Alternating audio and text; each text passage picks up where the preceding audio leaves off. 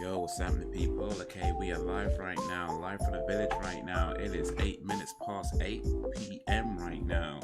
It is the 1st of May 2023 right now. It is movie night right now. Come watch with me right now. We're continuing the Arnold Schwarzenegger season right now.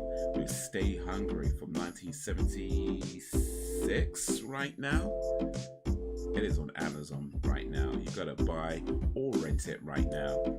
But you don't got to buy or rent it right now if you don't have access to it. If you don't have it on Amazon, if you don't have it on DVD, if you don't have it on VHS, Blu-ray, or any kind of means, you can still come along and have some fun. But if you do wish to, you can rent it or buy it on Amazon. And if you do have any kind of access to it, then get it ready on Zero. And I'll let you know when to press play right now, except not right now. So, let me switch over to this screen so we can talk for a little bit. All right, so it is movie night. And I am trying out, I'm about to change my earpiece because it's a medium, isn't it? Okay. I'm not sure the earpiece I've got in is quite what I need for my ears. I've got a small earpiece in right now. Not, let me not use that. It's not it. No. It's called an ear fin, right? So this is what you put around, because I have the earbuds that I'm using. And in order to make it fit your ears as well as possible, they have different size ear fins and also ear tips as well. And I think the ear tips are fine, but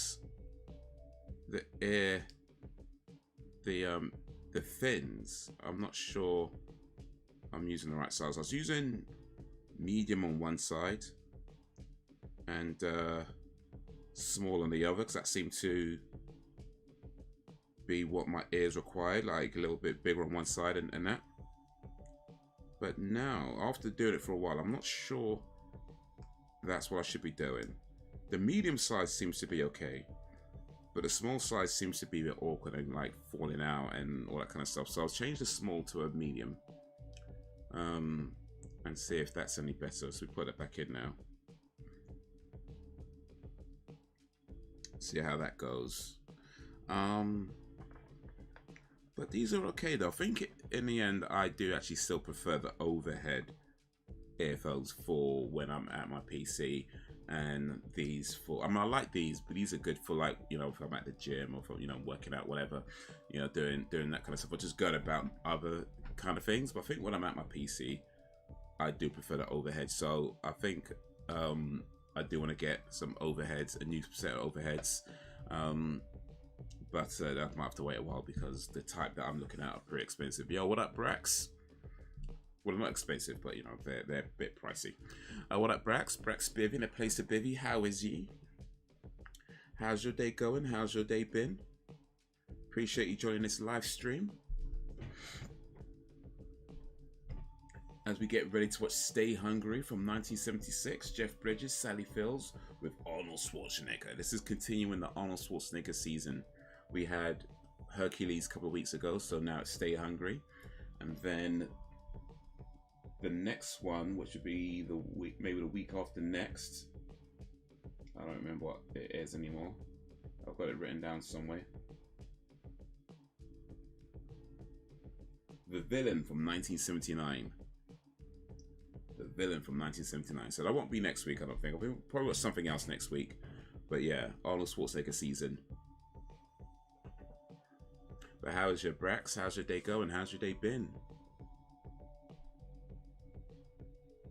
Oh, by the way, so I think I've solved the issue. So you know, sometimes when we're on stream and the microphone just cut out, I think I found the issue. I mean, I guess that was the cable, and I did test it out on a different cable, and it seemed when I changed the cable, it was working much better. So I've replaced the cable because the cable that I tested out on is a shorter cable, and I needed a longer one to actually reach where it plugs into. So I bought a new cable, a longer cable, and so far it's so good. Like, it's seems to be stable. It's not cutting out even when I shake it, you know, which is really cool. So I think we've solved the issue. It just needed a new cable, which I'm glad it was just a cable, because I do not want to have to replace the unit. I paid like £100 for this microphone, and it's not that old, so I do not want to have to replace this microphone anytime soon. So I'm glad it was just the cable that was the issue, because I could replace the cable pretty quickly and cheaply. And the cable I replaced it with, yeah, it's pretty good. It seems to be holding up, and hopefully you can hear me just fine coming through. But sometimes that happens. Sometimes you get faulty cables. That's kind of how that goes. Sometimes you get faulty cables. Yo, what up, Sam? Sam B in the place to be. How is ye? How's your day going? How's your day been? Appreciate you joining this live stream.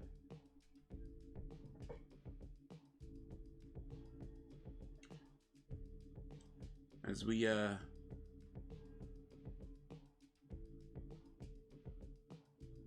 it's cool in your end. Awesome. I was just saying, Sam, that I think I found the issue. So you know when the on previous streams where the microphone has cut out, I think I found the issue. It needed a new cable. I replaced the cable, and so far with the tests I've been doing, it seems to be much more stable than the previous cable. So yeah, I think we found the issue, and apparently it's coming through all nice. I do still have these earbuds though, which, I mean, I like the earbuds, but I don't like them for this. I think for when I'm doing these streams, I prefer overheads. So I do want to get a new pair of overheads, but the ones that I've got my eye on, they're a little bit on the pricey side. That they're not super expensive. I think they are reasonably priced, but they're not like go out and buy it tomorrow kind of cheap. You know what I mean? They're more at the, you know, let me put a little money aside area, because I don't want to buy crap that I might have to replace in a week. You know what I mean? If you got to spend the money, I feel like you get the good ones, right? But at the same time, yeah, I'm not trying to go super expensive. I ain't got money like that. But the ones that I've got are never about 80 quid, which I think is a reasonable price for them. But yeah, it's just not at that kind of price where I can just go out and buy it tomorrow. So it might be a little while where I'm using these earbuds. But until then, and hopefully I can get a new pair of overheads, and yeah. But for now, we continue. Yo, what up, Dan? Feed me Seymour. Feed me more. Counting down the days to death. Other than that, all good. Well, I mean, counting is always good, right? It's always good to count. Keeps your brain sharp, right? Alright, I'm gonna watch an older movie. Yeah, so this is Stay Hungry from 1976. We're continuing with the Arnold Schwarzenegger season. It was Hercules in New York a couple of weeks back, and now it's Stay Hungry. This is a 1976 film. It's Jeff Bridges and Sally Field who are the stars of this movie, and I guess Arnold Schwarzenegger is I mean, from the clips that I've seen, it looks like Arnie's features quite heavily in this movie, but I guess he's not the main star. That's the impression I'm getting, but I think we're about to watch a lot of iron pumping and muscle flexing. It's on Amazon Prime to either buy or rent. If you would like to do that, you can buy or rent it on Amazon. If you got it on DVD or Blu-ray or any kind of VHS or anything else, you can watch it on, get it ready on Zero. But of course, you don't have to do none of that. Still come along and have some fun. Yeah, the mic is sorted for now, at least. Indeed. Yeah, I guess there was something wrong with the cable that I was using. I don't know exactly what. I'm no cable technician or nothing, but I think there was something wrong with the cable that just meant that it kept cutting out and disconnecting and all that kind of stuff. So since replacing the cable, yeah, it just seems to be a lot more stable, even when I'm moving it around. Because that was the thing, I'd move it and something would happen, it would just disconnect. I've been moving this around, I've been filling it around, I've been twisting, turning, all sorts of stuff, and it's been pretty stable. Even just now, right now, it's yeah. So I think it was the cable. I'm pretty sure it's the cable. I'm glad it was the cable and not the mic. I don't want to have to replace the mic. I do not want to have to replace the mic. I've spent too much money on this mic, and it's not that old. I do not want to have to replace this mic. Let's get pumped indeed. Pumping iron, pumping iron. Speaking of pumping iron, I did go to the gym this morning, and I, for the first time, went to the free weight section. Well, not the first time ever. I've used free weights in the past, but for the first time since rejoining the gym, I went to the free weight section, and I was doing like the bicep curls and the the arm, what's call it, the shoulder press with the with the dumbbells. And you have to in both hands, and it's basically just like curling up like this, and then lifting up like that, and then going back down for the triceps and coming back up, and then that whole thing. So yeah, I was doing that in the free weight section, which pretty much makes me a gym bro now. I think once you start using the free weights, you're officially a gym bro. I'm not sure how I feel about that, to be honest with you. I don't really want to be a gym bro. I don't really want to be one of those guys who are like, yeah man, good gains, bro, yeah, nice bit, bro. I don't want to be one of those guys, but once you start lifting free weights, yeah, you're a gym bro. So for that's what it is now. I remember placing both when I could finally afford it. So happy you don't have to. Indeed. I mean, replacing stuff is like, I mean, if you have to, you have to, right? And it just, but for me, I mean, this mic, it's the Blue Yeti mic. I paid £100 for it, and I think I've only had it for like 2 years. I think it's not been very long. Maybe not. That's probably even up to 2 years. I think it's maybe like a year and a half. Like it's more than a year, but I don't think it's up to 2 years. So it's still relatively new. You know what I mean? And yeah, I don't want to have to replace it now. that's what it comes down to. I don't want to have to replace it now. Like, it's a good mic actually. I do like this mic. It's a pretty good mic.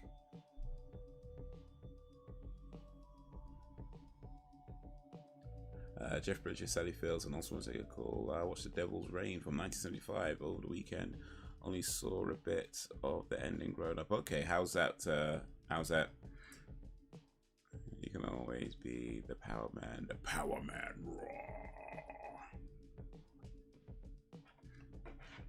Power Man was Luke Cage in the comics. That's what they called him in the comics, Power Man. Well, they called him in the show as well, the Power Man. So yeah, I could be Luke Cage. I got the hoodie as well, so yeah, I could be Luke Cage. And I already got the bald head. The only thing is that he's got a goatee. I'd have to shave the sides off to get the goatee.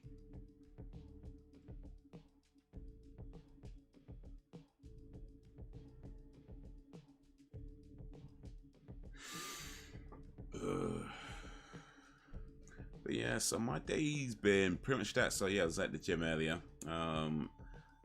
Took my car to get the tires replaced. The two front tires need to be replaced because they'd worn down. I took my trousers. I have a sweater, tracksuit bottom trousers that I took to the tailors to fix up, and it was like £29 to fix the zip and to sew up the knee patch, right? Which, by the way, is more than what I paid for those trousers. I think those tracksuit bottoms were like, I think they were like £10, £15, something like that. So £29 to sew up a hole and fix a zipper on it.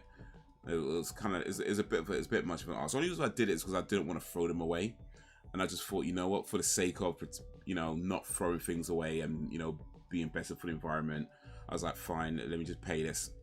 And they told me that it could take a few weeks, like 2-3 weeks it can take, and then they'll text me when it's done. That was over a month ago. Like, it was like a month and a week ago, and I have not heard anything from them. So I was in the shop today, and I was just, hey, I haven't heard it from you guys. And they're like, oh, okay, it was done. So I got my trousers back. All right, cool. I'm like, I don't know, maybe I put the wrong telephone number down or something, the wrong mobile number down. Maybe, I don't know, but yeah. Anyway, I got my trousers back. They're fixed up. Paid £29 to get the zipper fixed. I was like, bro, you know what? Next time I'm just gonna buy new. trying to do my bit for the environment, and I'm paying more to fix it than it cost me to actually buy it. It was like, mate, this is not the one. But it's done now. It's done.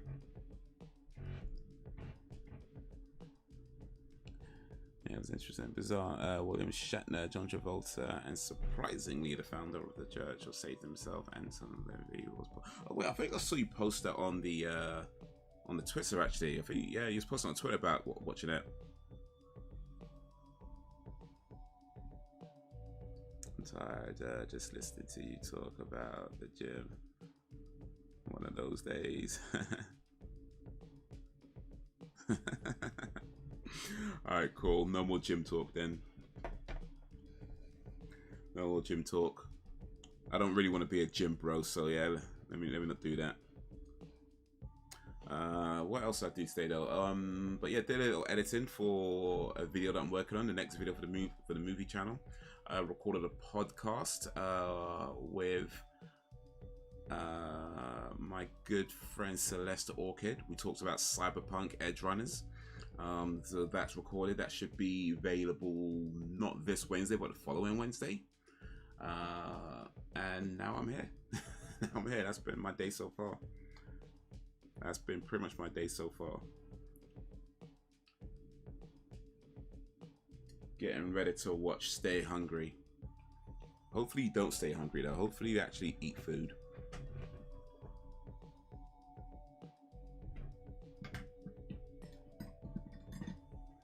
Because being hungry means that you are lacking in nutrients, and that's not a good feeling. So hopefully you don't stay hungry. Hopefully you are satiated in the consumption of nourishments that you are able to partake in.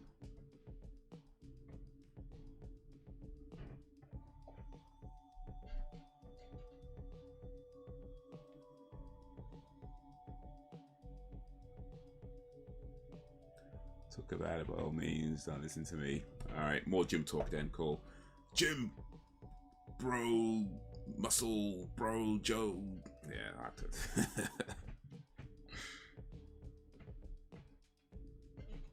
Yeah, I mean, for me, it's just more trying to develop good habits and trying to be more mindful of my physical health, you know, that sort of thing. But yeah, I want to try and be consistent with it. A whole 12-inch pizza. Nice. Oh wait, I saw the pizza was the Nutella pizza with the strawberry and the banana. Yeah, that looks so nice. I saw a picture of that.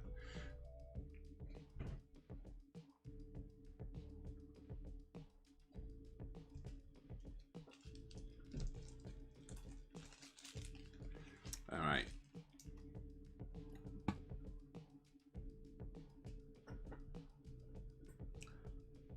Okay, I'm gonna take just a quick break, and then we'll get this movie started upon my return for just a few minutes. Before I go though, I have a question for you guys. I've got a question I want you guys to think about over the next few minutes, and then I'll see. I want to see some answers. That was Saturday. I just ate a chicken and mushroom. Okay. So the question is, I want you to name a song, maybe more than one song, but at least, I want to name at least one song where everybody on that song was amazing. Like all the featured, the main artist, the featured artist, everybody was just amazing, like brilliant, mind-blowingly amazing. But then there was one guy who ruined it. Like, you know, you're hearing a song and you're like, man, you're just really into it. And then one person comes on and their whole verse, their whole contribution just ruins the song. And you're like, bro, why is this person here? Like, what? That's the type of song I need to think about. Who is this Jim you speak of? I knew a man called Jim, and he is retired now. Well, hopefully gym, is enjoying his retirement. Fred, appreciate you coming through. How is you, Fred? With the who's that? High heels in the picture. Okay. Fred likes high heels. I ain't here to judge. We don't kink shame here, Fred. So if you like high heels, it's all good. You know, or maybe Fred is short for Winifred. Either way. Do you have a foot fetish? Do you like feet, toes, heels, soles, and arches? I mean, I don't not like them. I'm not too sure why you're writing it in that up and down manner, but alright, if that's your style. But if you have a foot fetish, hey man, like I said, we don't kink shame here. We don't kink shame. I don't know. Do you guys have? Maybe that's another question. Do you guys have a foot fetish? But yeah, give me a few minutes, and we'll get this movie started. So I'll be back in just a little bit, and then you could. No, it's all good, Fred. It's all good. But yeah, in a few minutes, you guys could talk about foot fetishes and songs with amazing contributions, except one crappy artist. I'll be back in a little bit.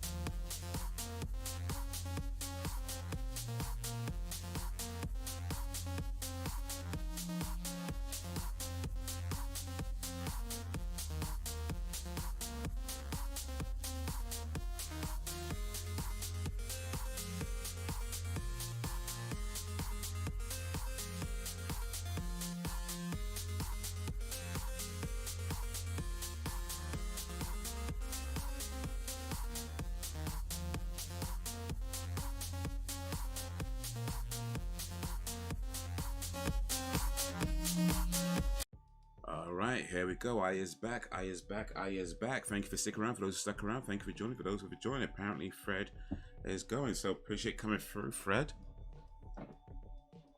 Appreciate coming through. Staying for a little bit, but it's all good. But now, let me switch over to this screen.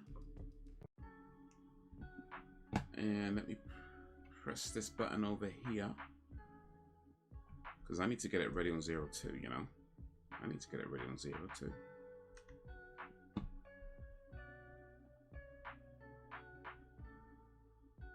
Get this ready.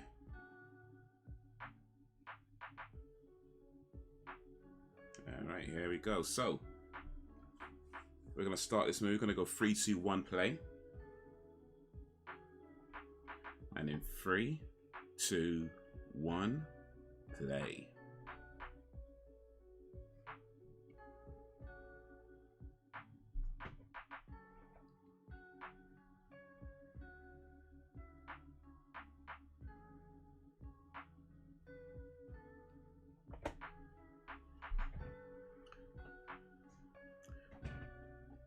Well, I guess this movie is probably about going to the gym, actually. because I mean, it's got Arnold Schwarzenegger. I know he does like a lot of. There's something to do with like a gym guy selling drugs or something. Like, I'm not sure what the exact story is. Introducing Arnold Schwarzenegger. That's not true. He was introduced already. He was in Hercules in New York before this, so they're not introducing him. That's inaccurate.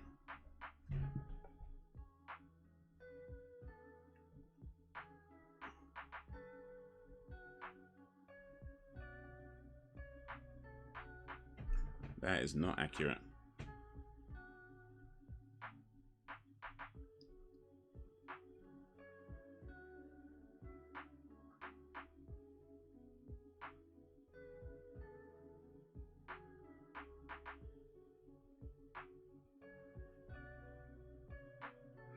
Flowers are beautiful. Using steroids is so pathetic. Yo, what up, Flowers? Appreciate you coming through. Using steroids is pathetic. Oh, is it though? I don't know, man. I mean, I guess it depends on your reasoning for using steroids, right? Because there's different types of steroids, for one thing.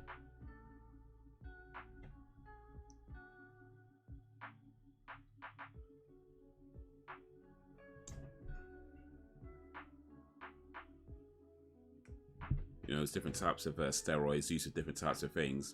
But I'd assume you're referring to the steroids used illegally in athletics. I'm assuming.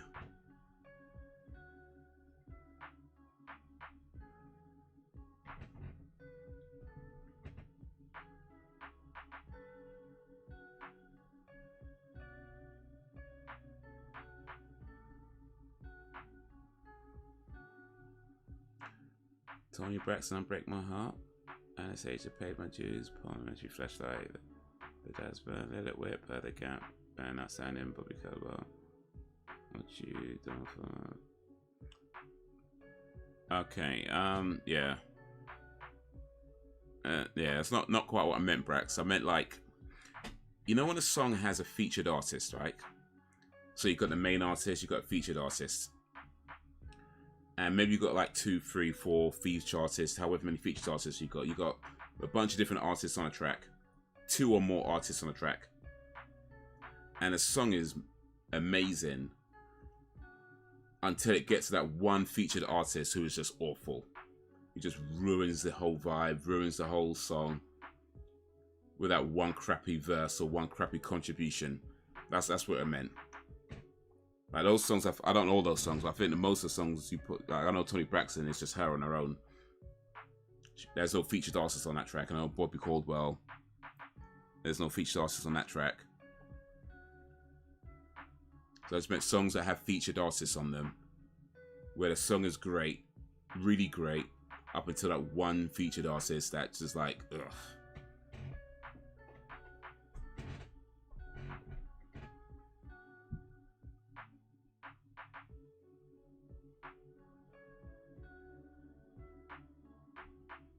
Oh, this guy's creepy.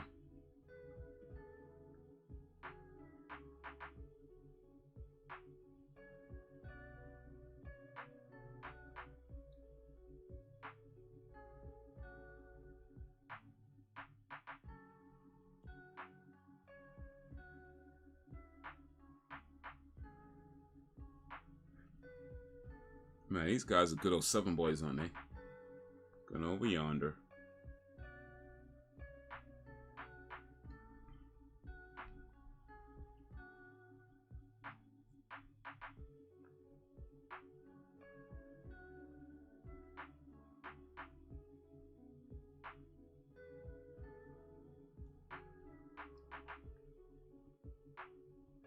Okay, head wrong, copying something. Okay, no worries, no worries.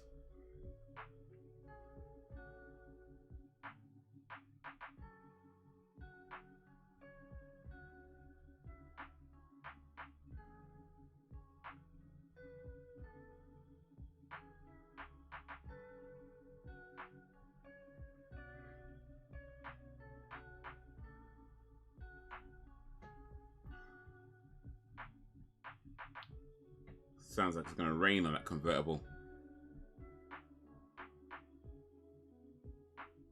Joe Santo.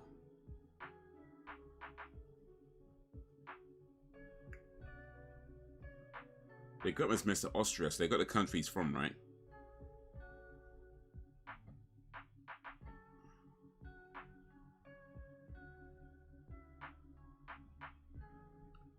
So I'll tell you what kind of sparks of that that question.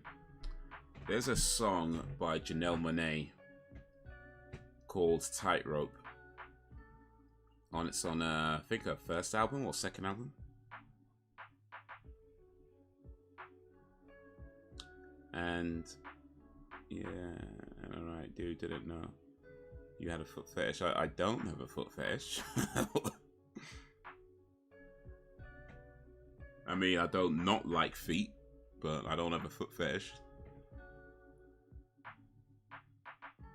Feet are fine.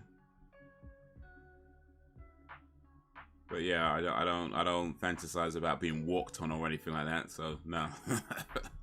No. But hey, each their own, man, each their own.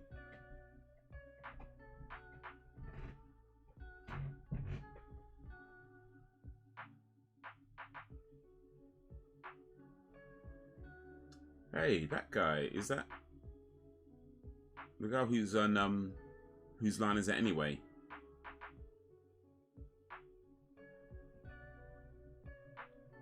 I can't think of one, but I can definitely think of one that I was excited about when I heard they was doing it and just didn't hit for me, and that's Different World with Jonathan Davis from Korn. Okay, yeah.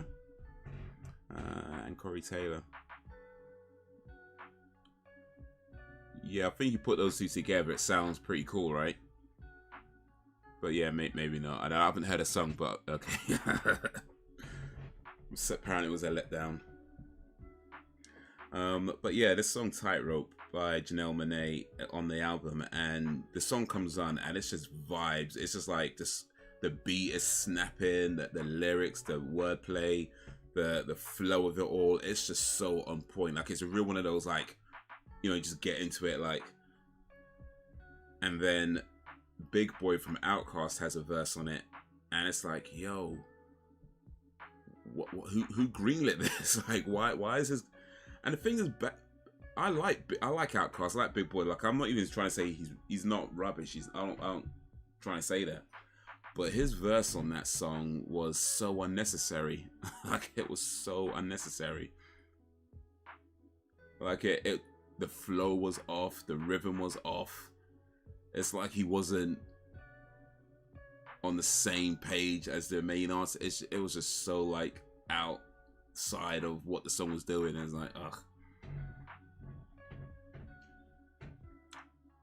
I found out today, though, literally found out today, that there is a version of that song that doesn't have him on it. I listen to that one now.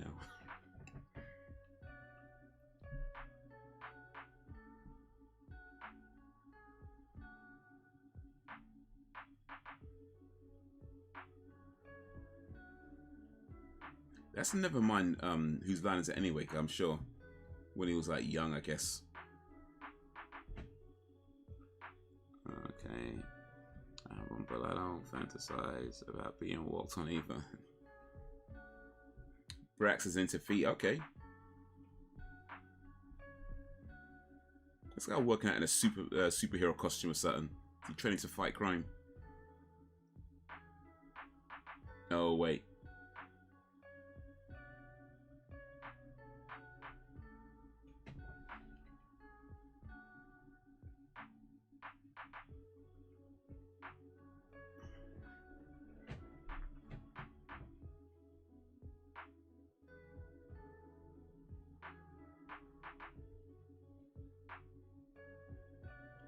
It's not a bad song, it just didn't do much for me. It could have been me thing. Yeah, it could have been. I mean, I'll try and check that out. But yeah, it be like that sometimes. It be like that. You got like artists who are really good at what they do, but for some reason, it just doesn't come together. You know? It can be like that.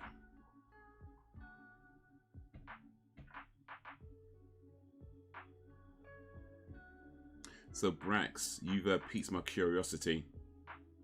What is it about feet that you like so much?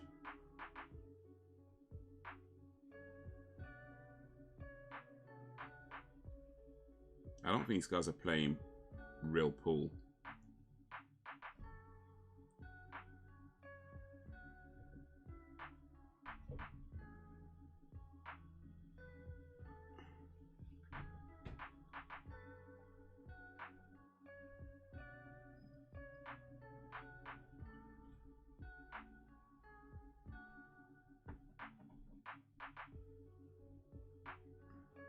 Oh, nice shot.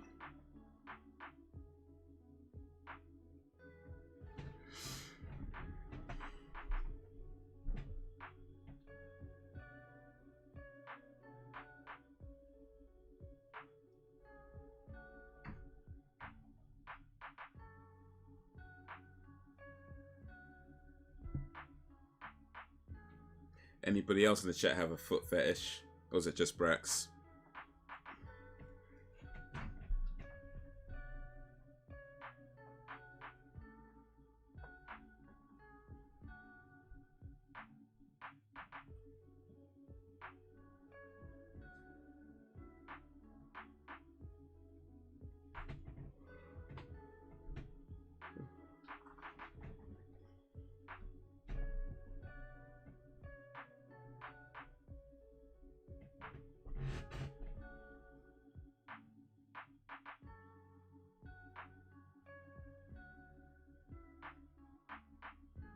Oh, is that Sally Field? Man, that's crazy seeing some of these actors when they're young.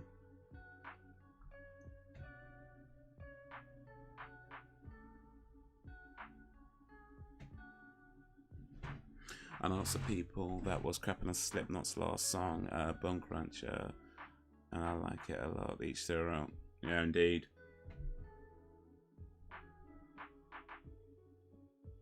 Bone Crunch I did listen to. I can't remember how it goes right now, but I know I did listen to it.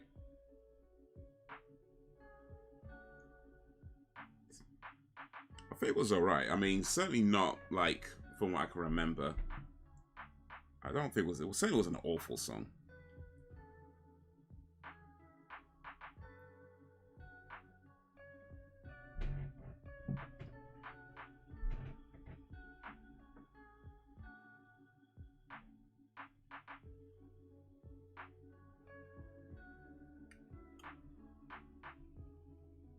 Oh, this lady drunk.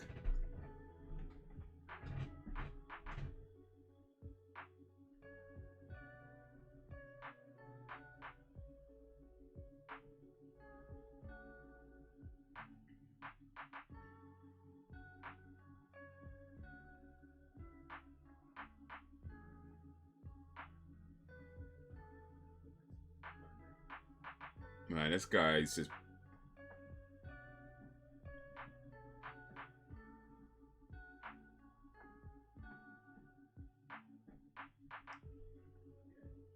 Man, that's way just...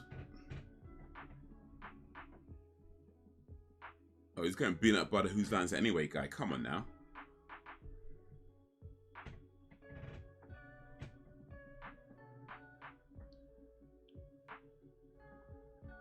Foot fetish, no. I save my kinks for chainsaws, power drills, etc. You know, normal stuff. Yeah, that's fair. That's fair. Anything that can draw blood. Yeah, I get it. That's cool. Bone Crunch was a vibe. I have to check it out again because I know I've listened to it. I just don't remember how it goes right now.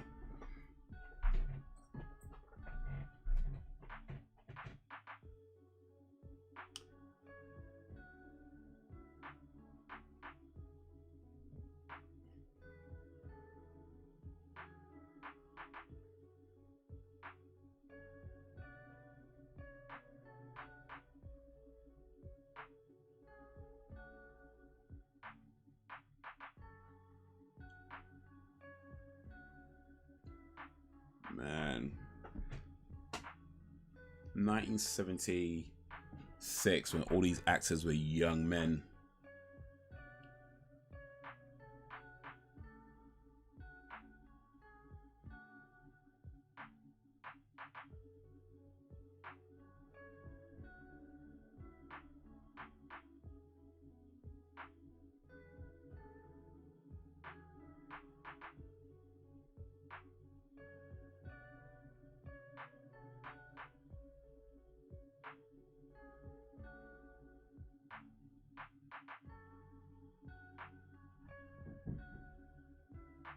They ain't gonna break it, are they?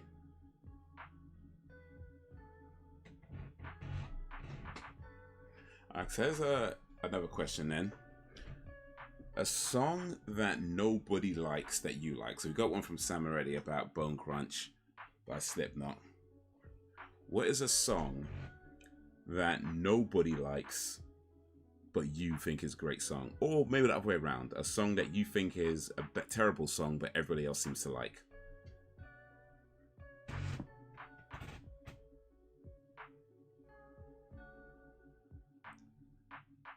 That's why we have sex is marriage. I'm just too normal when it comes to cake.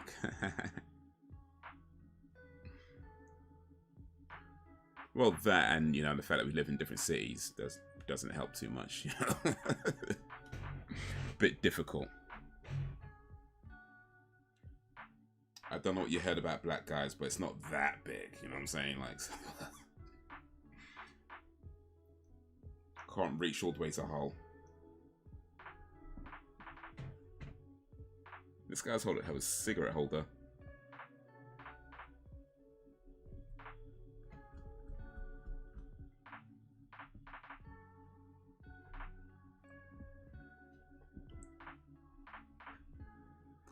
It's just hella nice.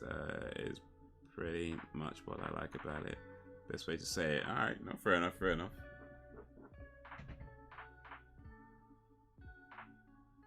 I've definitely met a few ladies in the past that have nice feet. So I understand. I understand.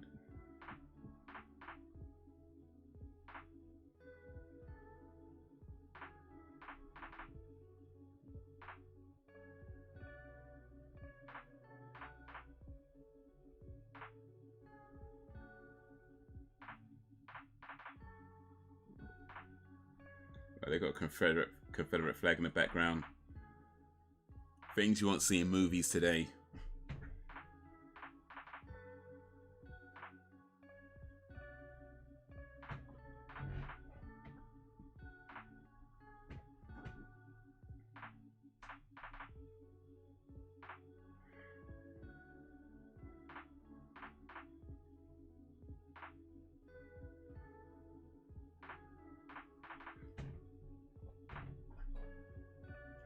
I'm trying to think of a song myself that I like that most people don't seem to like. I don't know.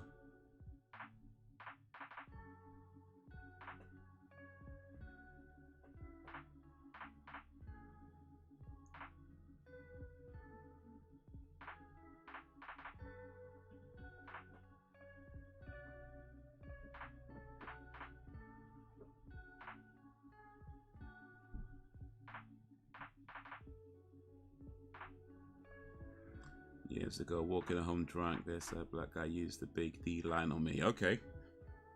Did it work? I'm guessing not. But hey, maybe I'm wrong. Maybe I'm wrong.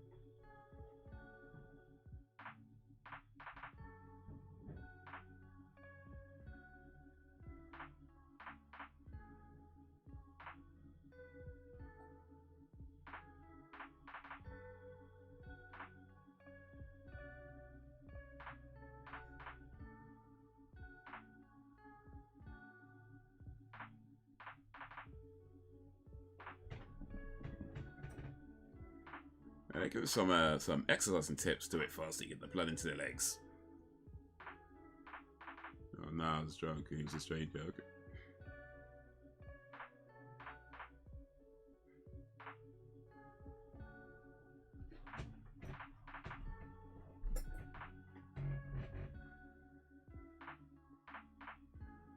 Actually, come to think about it, yeah, trying to chap a girl while she's drunk, probably not a good move.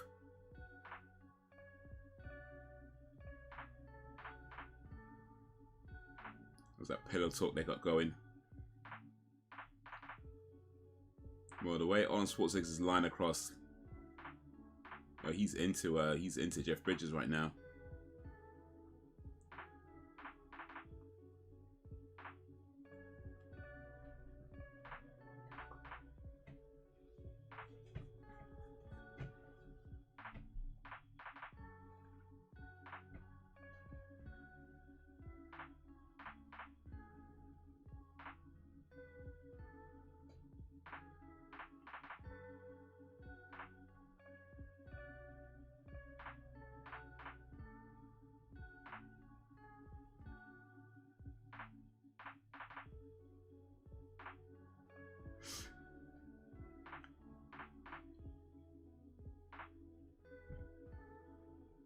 He's making it sound like Thor is like some kind of slave driver or something.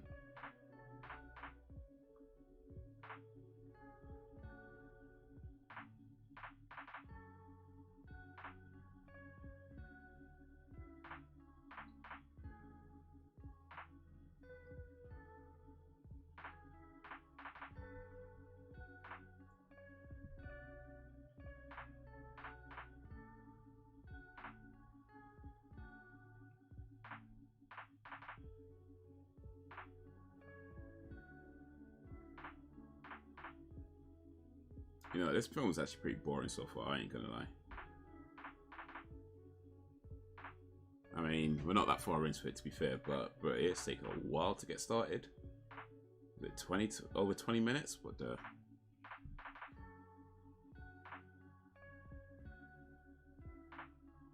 I don't know, maybe it was good back in the day.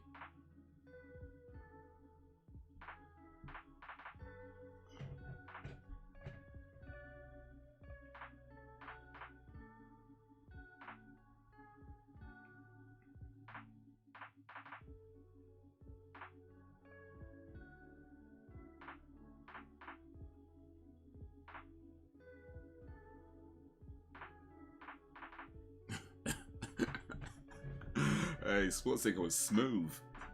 If you want me to prove it.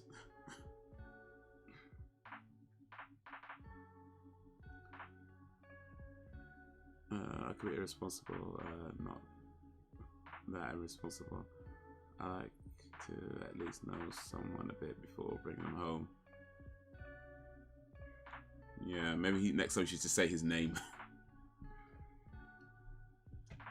Well, now I know you a bit.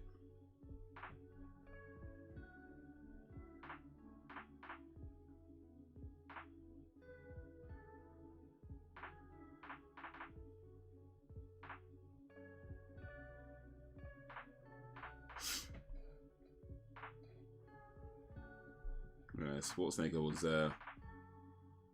maybe a little bit forceful as well back in the day.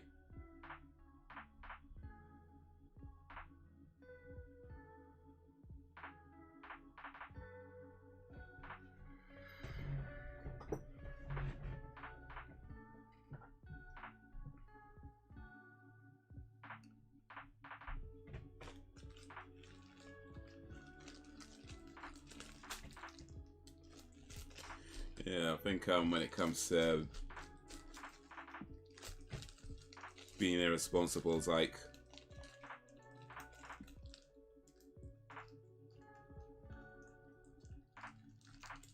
yeah, especially when you're younger, like I think we could all do things that aren't necessarily good decisions, right? But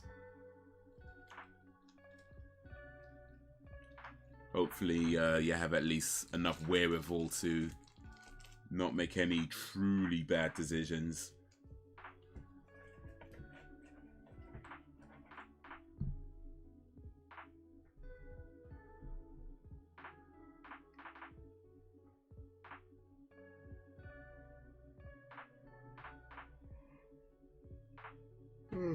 Really.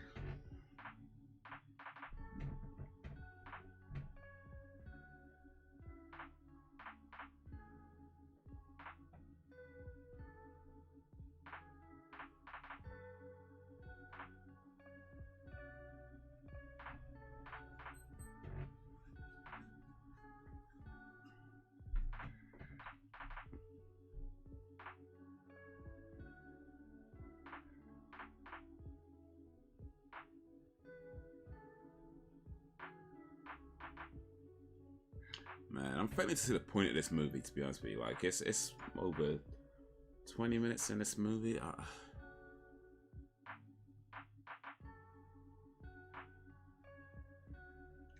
don't know, maybe it was something in the beginning that I missed.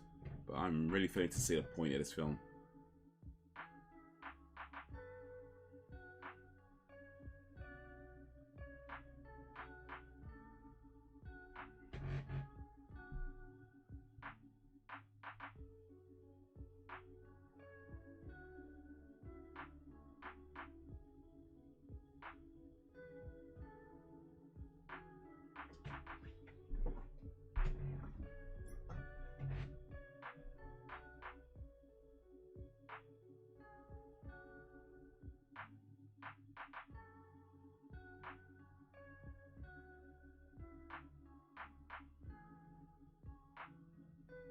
Does she want eggs and coffee though?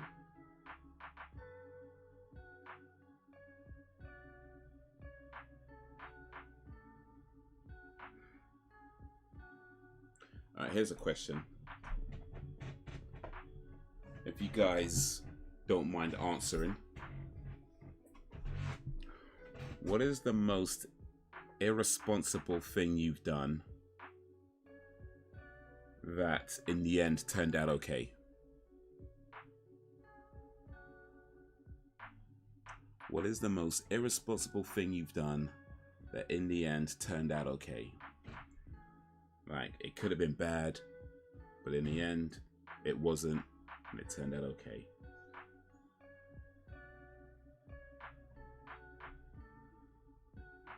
Getting Premier 16. Well, I guess that probably wins before anybody else has even answered. I think that's probably gonna that's gonna win. That's gonna win.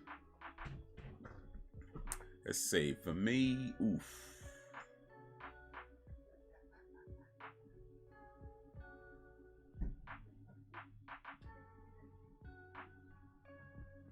I'll say it's probably that time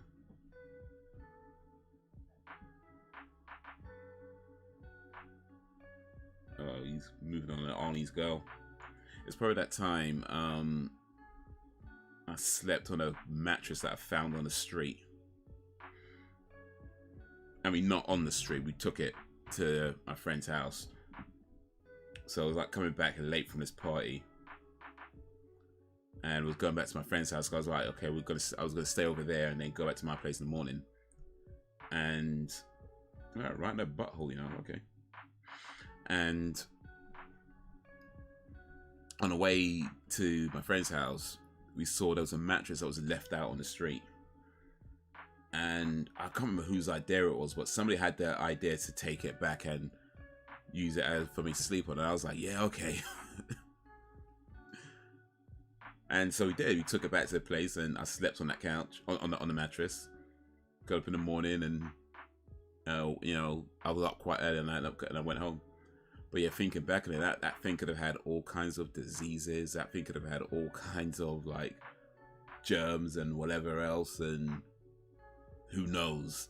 You know what I mean? Like that thing could have been riddled with. I mean, I don't even know why it was thrown away. It could have been pissed on. You know what I mean? Rat poo, who knows what was on that thing. So yeah, that turned out okay because I didn't get ill or syphilis or anything like that. So but yeah, could have been bad, could have been.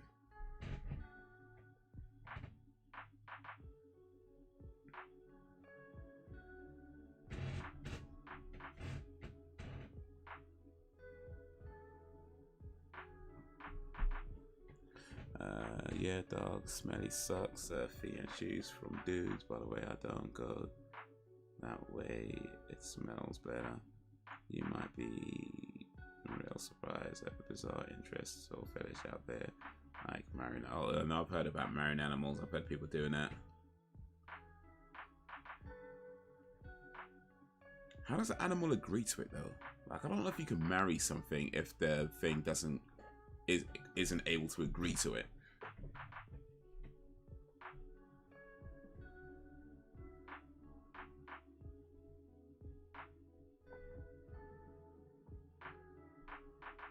So sleeping with my friend while I knew he had a girlfriend. Oof, was irresponsible and selfish. Definitely not my finest moment.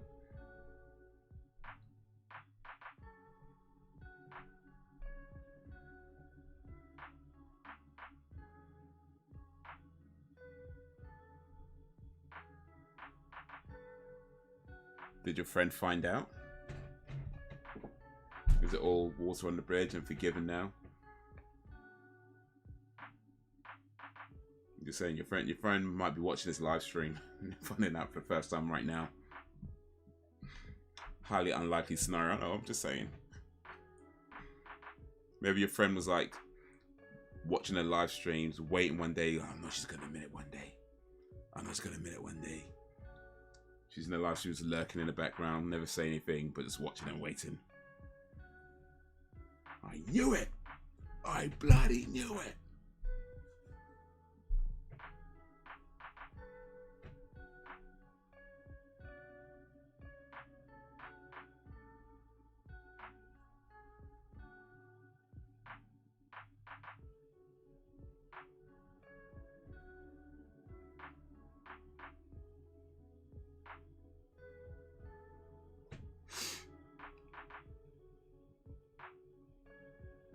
his girlfriend. I don't know if she found out, but I don't talk to him anymore. Okay.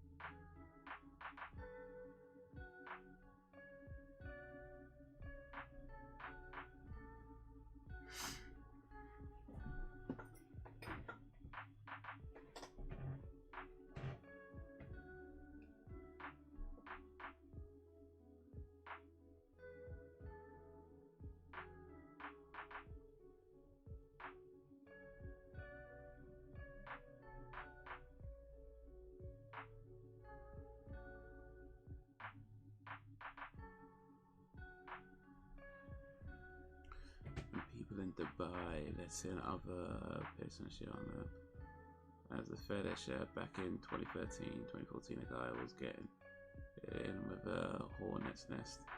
I mean, that's not just people in Dubai. Like, golden showers is a thing. So that's not just people in Dubai.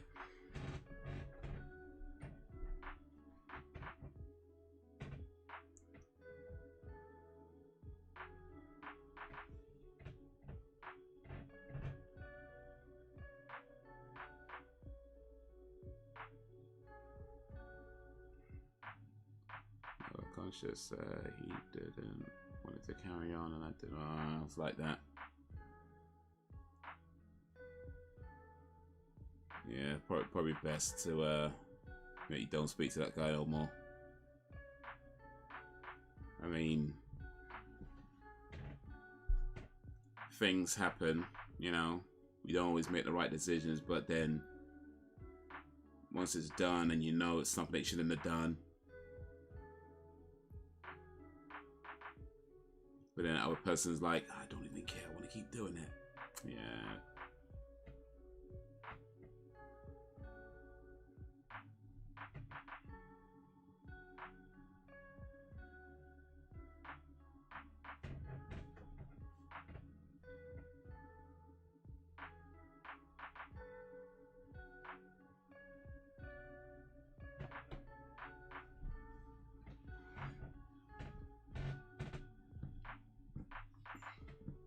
Hey, Fred's back.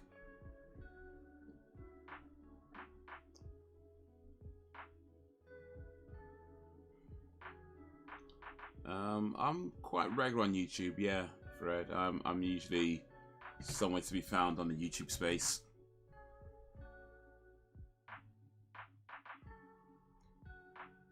Yeah, that's everywhere.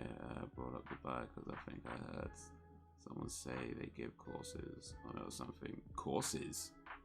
What, and how to piss on people? I don't know if you need a course on how to piss on people. You literally just like let it out. Do you know what I mean? Let it out. Ask permission first, of course. And that's your course done. Get permission and then just let it out.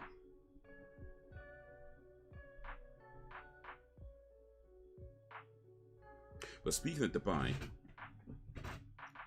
there's a website called Tag a Sponsor. Now, I've never been to this website, so I don't know exactly what's on it or what it's about, but this is what I've heard it is on this website. You ever see like these people on Instagram where they like living large, you know, like they're flying to Dubai, they're flying around the world, you know, they're jet setting, they just seem to have like this really fancy, expensive lifestyle, and they're always posting on Instagram about it. So this website, apparently what it does is exposes who is sponsoring them. Like, that's what's called Tag a Sponsor. Like, who, so their sponsor, the person who is paying, the person who's paying for their trips and their first class this and whatever else, fancy this, fancy that. And more often than not, like, it's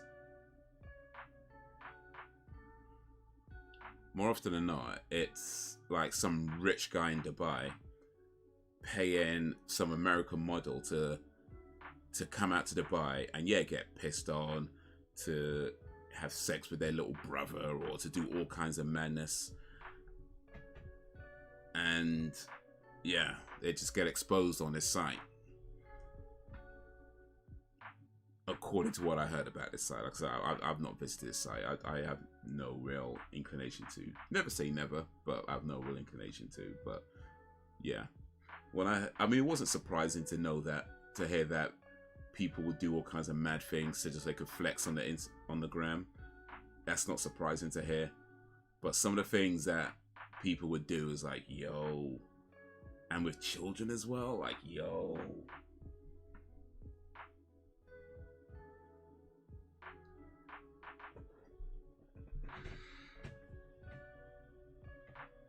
What do you like, please and thank you?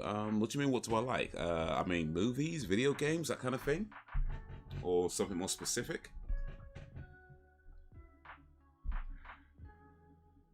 Yeah, you're gonna have all that, but when it comes to fucking animals, kids, and necrophilia, I shake my head. I was a different person back then, and I thought I was too broken to care, but turned out I did care, and that was that. But we used to be good friends before that went down, so I did feel kind of sad.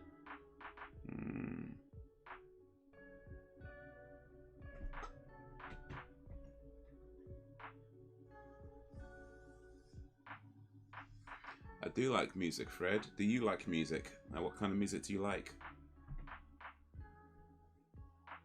But yeah, no, people do all kinds of madness in this world.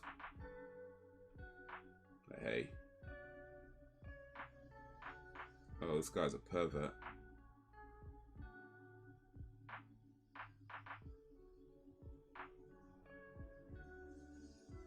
Push-ups. You said he was doing push-ups. Man was spying on the girl getting changed.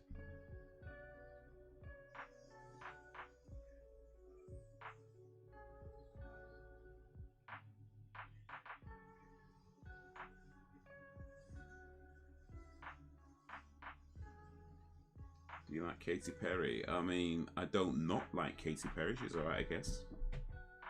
I haven't listened to a whole lot of her songs, but you know, she's alright. This guy's pointing the... He was looking down... Oh, you...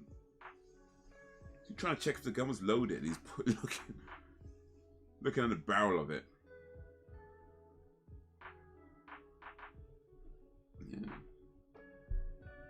But hey, we live and learn, Sam. We live and learn, you know? I mean... Some of us do it. I guess not everybody does.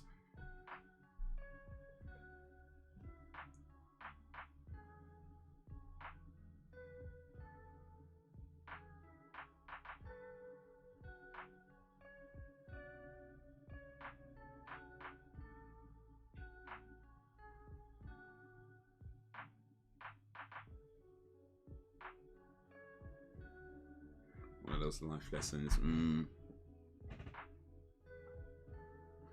Are you watching TV? Not quite. I'm watching a movie on Amazon called Stay Hungry. I'm not sure what it's about though. It doesn't seem too interesting so far, to be honest with you.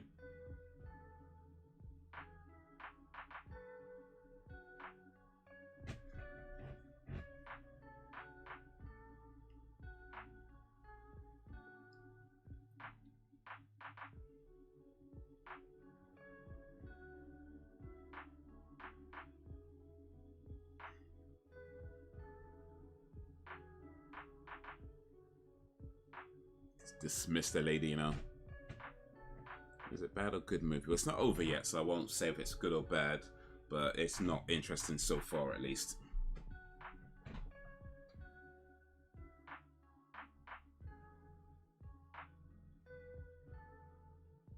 So, Fred, there's a question that I was asking the group. Anybody could answer this, but since you're in the chat now, and we asked you as well. What is the most irresponsible thing you have done that in the end turned out okay? the most irresponsible thing you've done, something that could have went really, really horribly wrong, but in the end, it turned out okay. That's the question for the group, Fred. We've got a few answers already. What's your answer? What song that I like, but everyone seems to hate? Frantic. Oh yeah, Frantic, tick, tick, tick, tick, tick.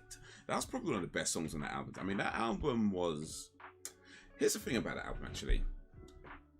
I actually liked the album. A lot of people hated it because there was no solos. The drums sound was very different to what we're used to with Metallica, and I get it. It's a very, very different Metallica album than we're used to.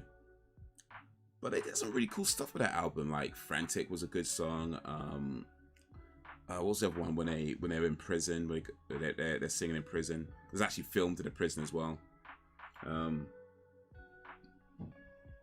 I remember a lot of the songs on it right now off the top of my head. But yeah, I remember that it was a pretty decent album. I mean, granted, it's not. I mean, I personally wouldn't put it, say, in my top favorite albums. It probably wouldn't be. I mean, yeah, it'd probably be sort of mid-level in terms of my favorite Metallica albums. Somewhere in the middle, maybe just below the middle. But yeah, it was definitely not as bad as people made it out to be. You know, and they did a lot of cool stuff with that album and a lot of cool concepts with that album. And yeah, "Frantic" was a good song. Let me try to remember the names of these songs now, because I'm blanking so much. Saint Anger, of course, that was the flipping out, of course. Saint Anger, the one that they filmed in San Quentin prison. The song's actually called Saint Anger. That was a good one. Saint Anger around my neck. Saint Anger. Yeah, Some Kind of Monster. Invisible Kid was a good song. Sweet Amber. Ooh, Sweet Amber. Shoot Me Again, I Did. Yeah, there's some good songs this album still, you know. There's some really good songs this album. And All Within My Hands, of course. So yeah, I liked this album. I know a lot of people hated it, but I liked it.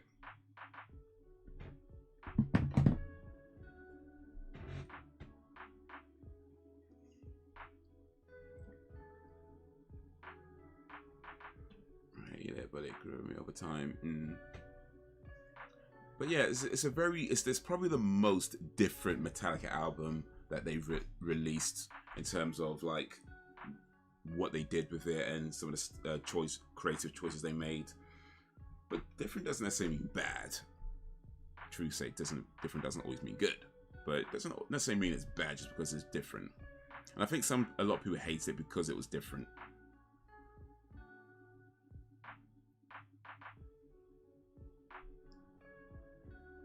I'm sorry, but I don't understand. It doesn't mean being naughty, but good. Katy Perry, very good. I don't like bad music, though. Well, nobody likes bad music. Well, depends how bad we're talking. You know what I'm saying? You know what I'm saying?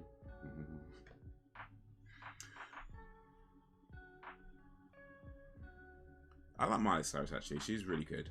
I like her new album. Was it Endless Summer Vacation? It's a solid album.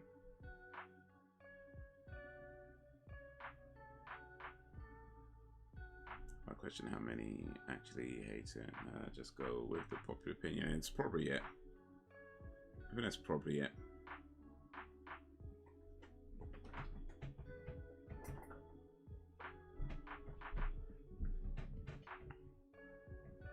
Saint Anger around my neck. Saint Anger around my neck. He never gets respect.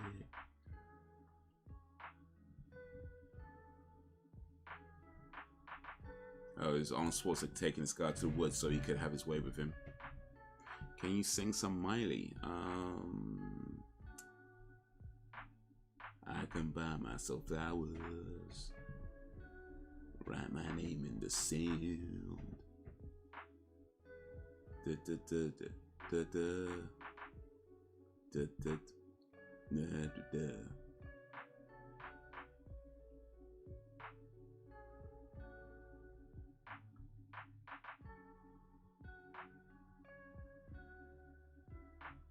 So the thing about that song Flowers though, it's a good song in terms of how it sounds, like the phonetics of it. Phonetics? Yeah, I think that's what the right word. It's a good song. But when you deep the lyrics though, it actually doesn't really make any sense. Because the whole song is about how she can love herself better than this guy can love her, right? Which, you know, from a self-care point of view is, you know, it's not a bad thing to take. But the examples she gives of how she can love herself better than this guy can love her, I mean, unless this guy is completely pathetic, like, yo, buying yourself flowers and writing your name in the sand, you know what I mean? Like, really? That's loving yourself better than this guy could? Like, this guy must be absolutely pathetic if that's all it takes to love yourself better than this guy could love her. You know what I mean? Like, how pathetic was this guy if all she used to do is hold her own hand to love herself better than he could? Like, really? This guy must have been pathetic. So either this guy was a pathetic loser, or she's just giving horrible examples of how she can love herself better than this guy could love her. We need more context, I think. We need a backstory. We need a part 2 to this song so we can understand what's going on a bit better.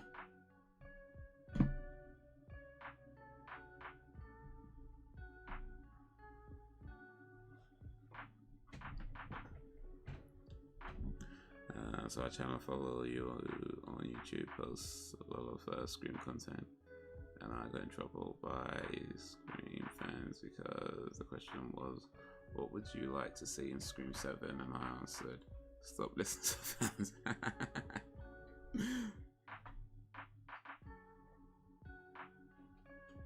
I mean, to be fair, I think that's the answer most films should do. Don't listen to fans. Don't. I think the moment you start trying to please people, you don't please anybody.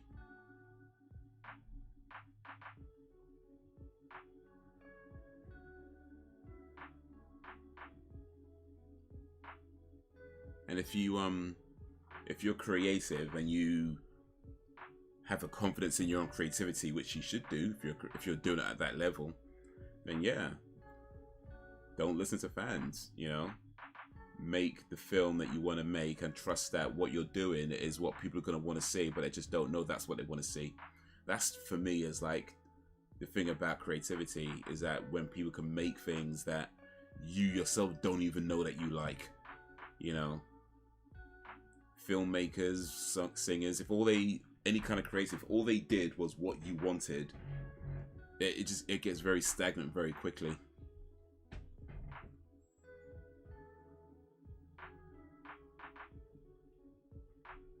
It's making moves predictable, yeah.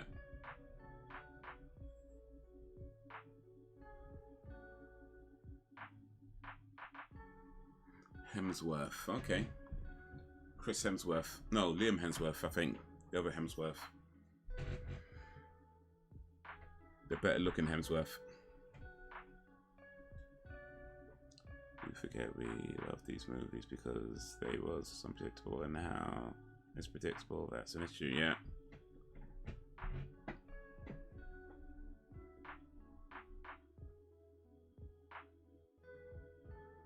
But yeah, I would say that for any kind of film or any kind of series of things, I mean, don't get me wrong, I don't think feedback is a bad thing. I mean, of course, feedback could be useful, but in terms of like trying to do what the fans want you to do and that whole thing, like, nah, don't. I feel like that's always going to be a bad idea. I personally feel like that's like 99% of the time going to be a bad idea.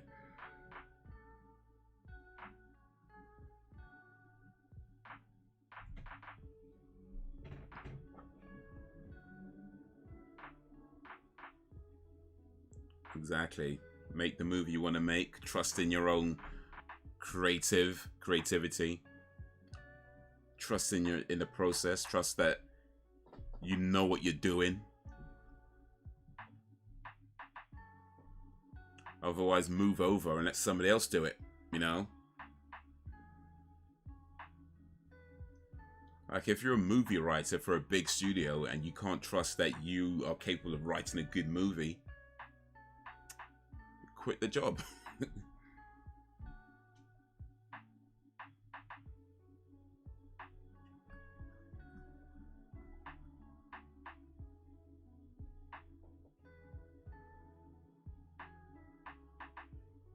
I like movies, some are good. I don't like bad ones though. Well, yeah, I mean, that's kind of how it usually goes. Raw men don't care, you know, just push me off a ladder.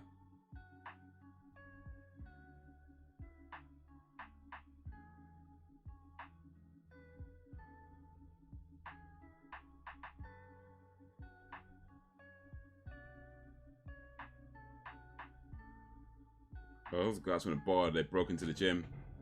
Why? Because a guy lied about who he was. Like, really? I like bad movies.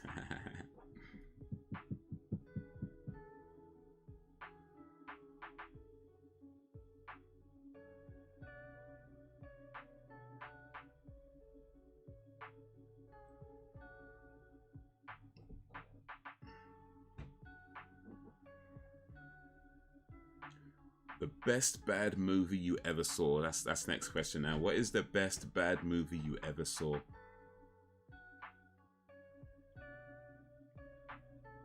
I've got a few. It's gonna be hard for me to pick the best bad one.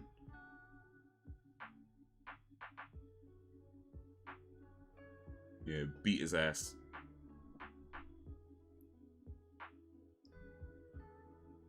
Some are very naughty but good. Yeah, enjoy a bad movie. Just don't be boring, yeah. Just don't be boring.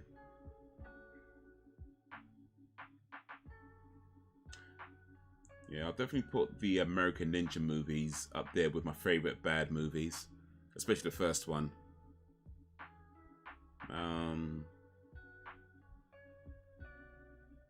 Yeah, American Ninja. In fact, a lot of the sort of American martial arts movies might be up there. So, like, Best of the Best be up there.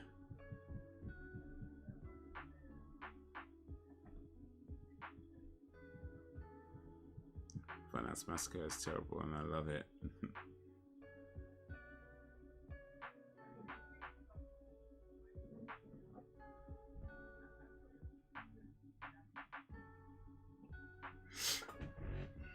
Is that naughty? Define naughty, by the way, Fred. What do you mean by naughty? We might have different opinions on what naughty means.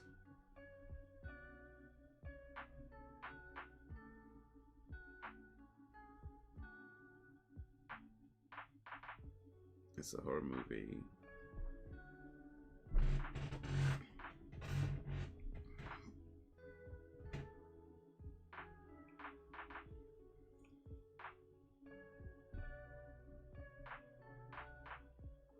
Lots of swearing. Okay.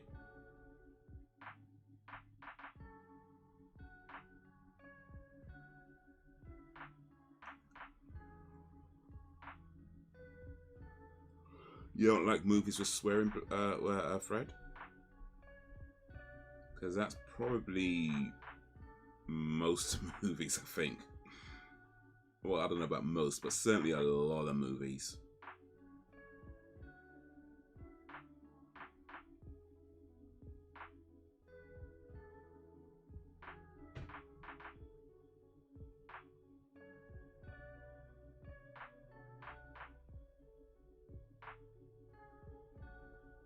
No, don't get angry at Mary Tate.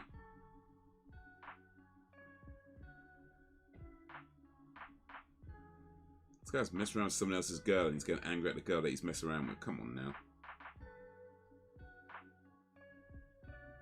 Horror movies are scary but fun. What's the scariest horror movie, Fred? Well, I guess anybody can answer that, really. What's your scariest horror movie? Let's see. For me, I don't know. I'll probably go with Exorcist. Just because of how more conceptually scary I think that movie is.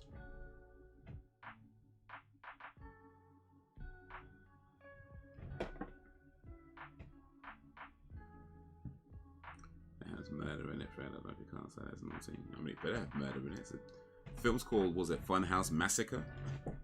Imagine a film called Funhouse Massacre and nobody gets killed. Like, wait a minute. Wait a minute. This title is misleading.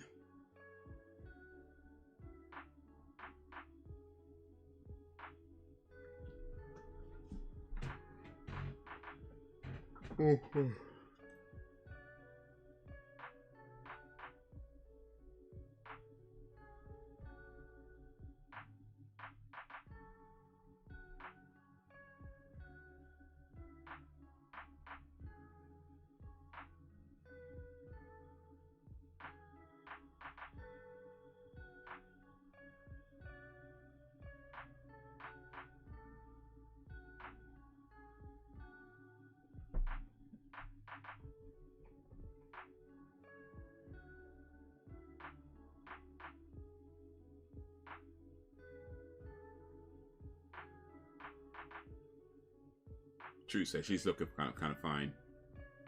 I'm just saying that she is looking, looking at all kinds of, yeah. You know what I mean? I ain't gonna lie.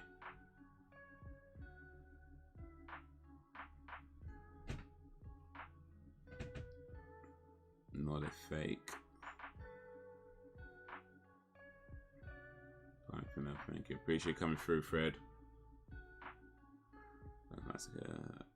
Terrible, the acting is bad, but don't know what's to tell you. It's a good time. I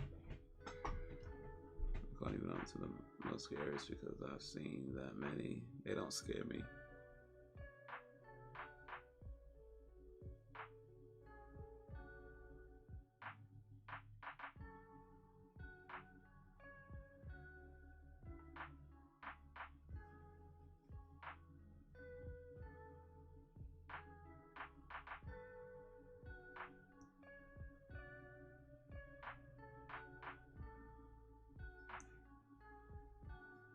No.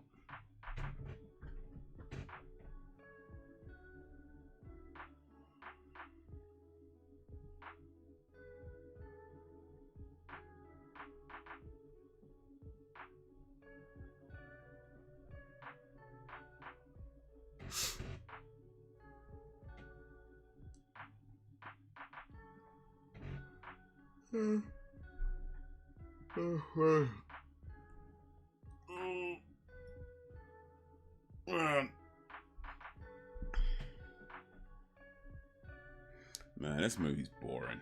Bloody hell, man. How long's this got left? I probably missed something in the beginning, which is why I'm not understanding what's going on now. I feel like that's what's happened. There was probably something said in the beginning that I didn't catch. And now I'm just completely lost into what the hell's going on in this movie. We've got 40 minutes, 42 minutes left of this. Bloody hell, man.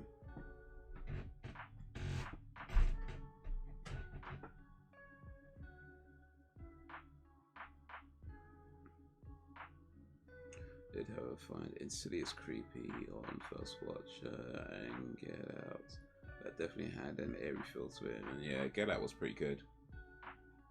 Well, up until the end, but it was pretty good.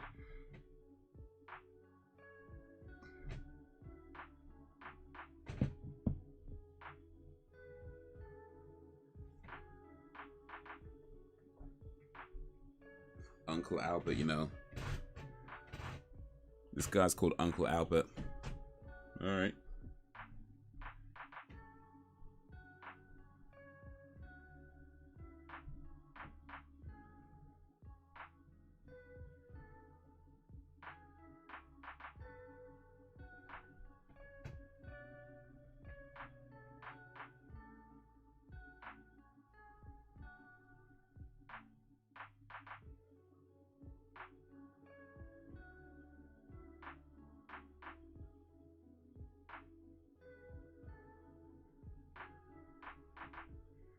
Yeah, this Craig's kind of an arsehole though, like, that much I can gather. I don't like this Craig guy. He's kind of mean to his girl. I don't like that.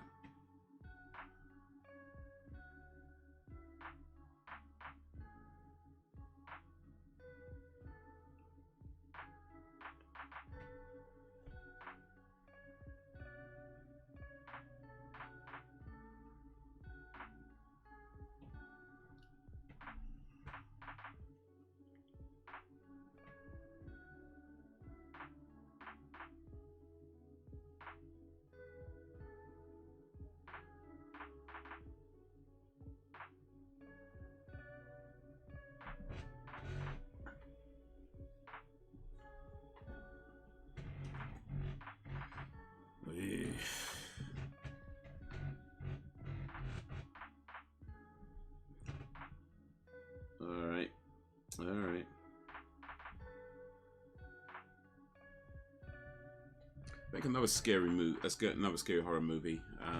I'll say The Ring.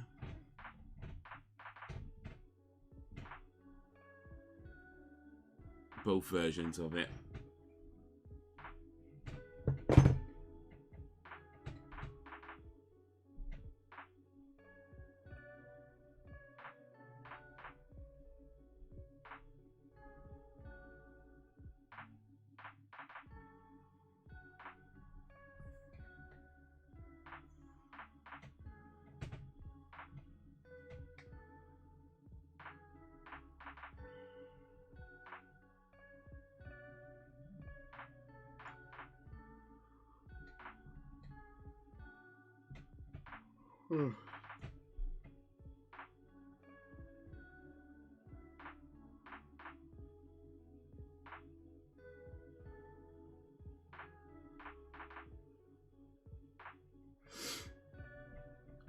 Human Centipede 2 was one that I watched.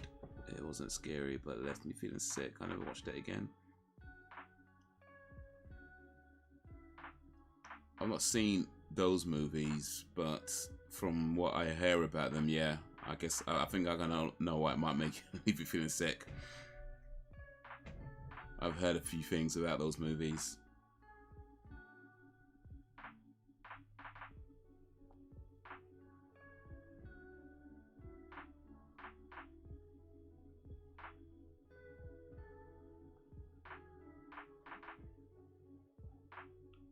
Oof.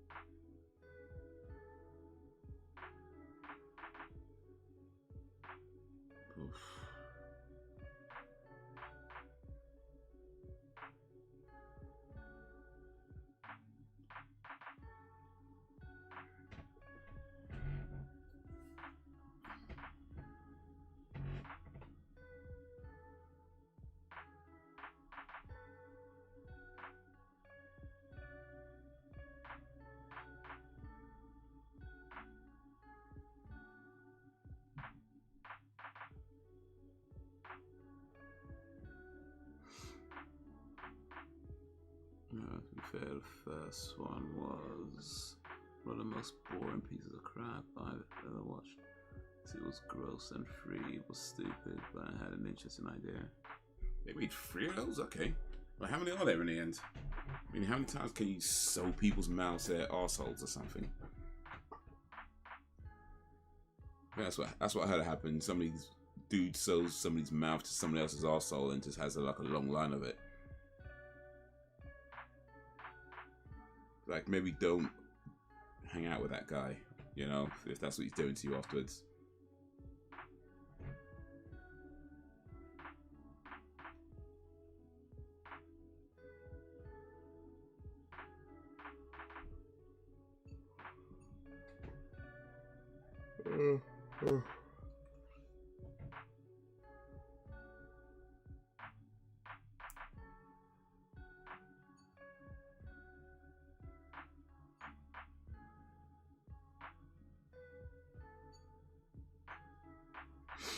Oh man, this film is so boring. Ugh.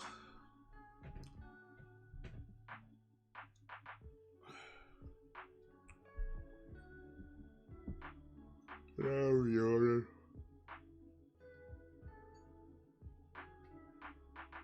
I'm boring. Now I'm yawning. Ugh.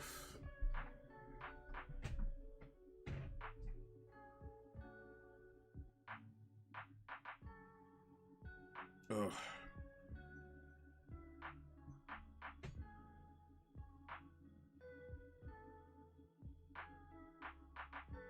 Man, Schwarzenegger has not punched anybody He's not shot anybody. He's not had any cool one-liners. I'm surprised Arnold Schwarzenegger had the career that he had after he did this movie. Like, that's the type of movie that you do, and then you're just done out here. You know what I mean?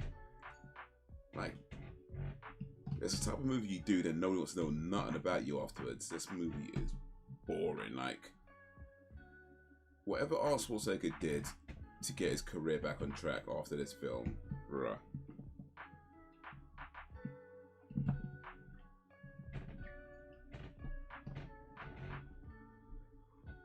Mm.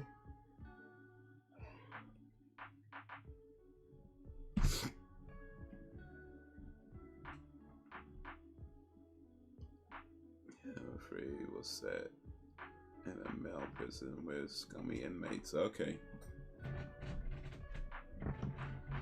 And he sews their mouths to arseholes again.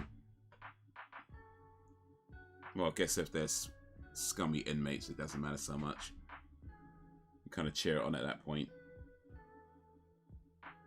Feed them. Feed them.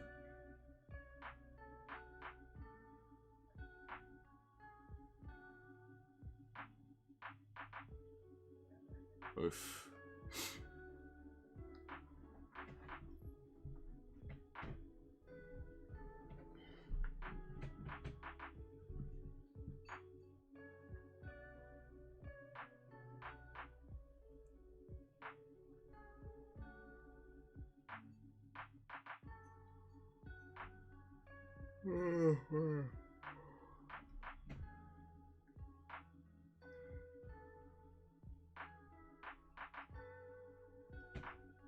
Yeah, it's hard to feel bad for dangerous criminals, for sure.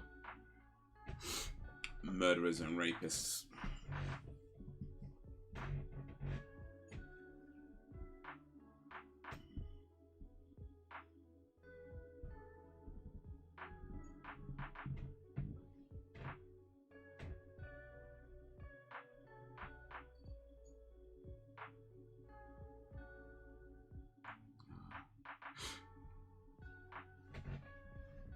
Oh man.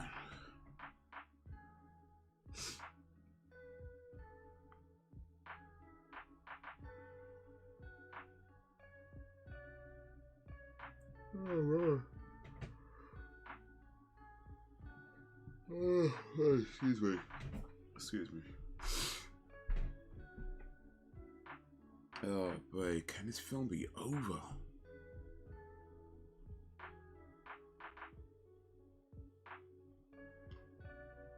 Like I was saying before, it's like, it's one thing that a film's not very good, but when it's just boring, ugh.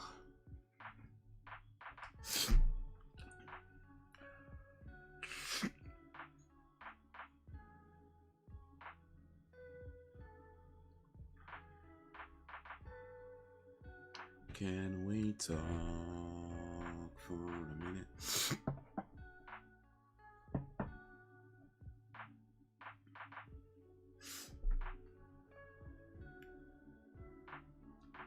So I went to visit a friend yesterday, and he sells these aromas that he made himself. I don't know if you can see it, it's probably a bit too much light. And I bought a couple from him.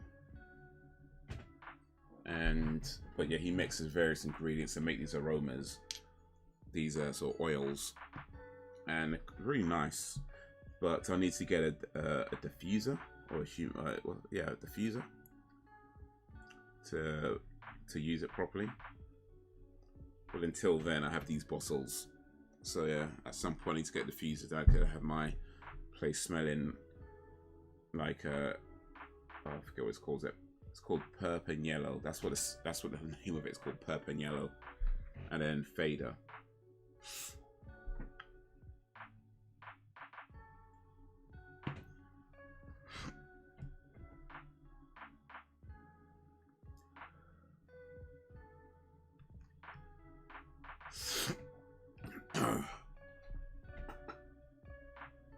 flip side of that, if you're running a prison, I think this is a great idea.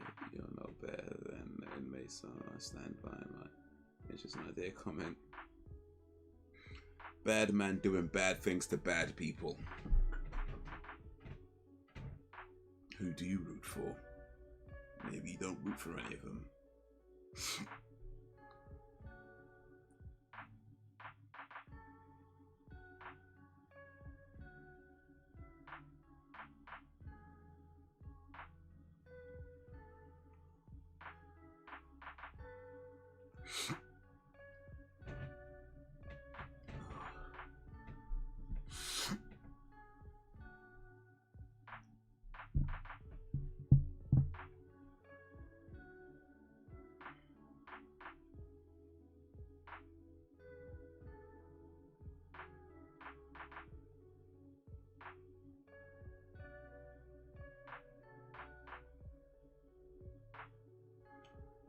Oof.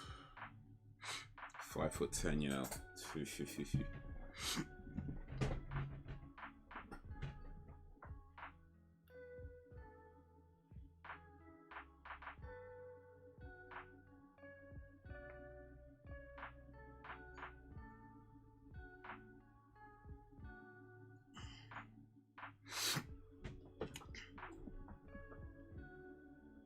That's 5'10". How can he qualify for a tall? I mean, he didn't go for it, but how can he qualify for a tall if he's 5'10"? It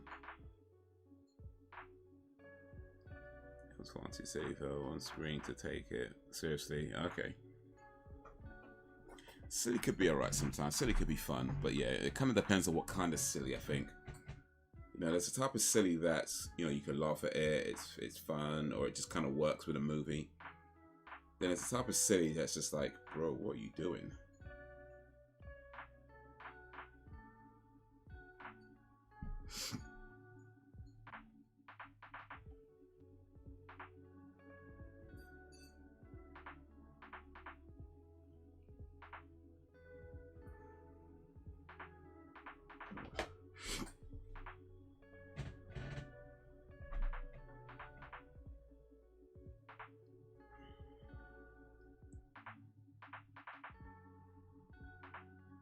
Other jorts.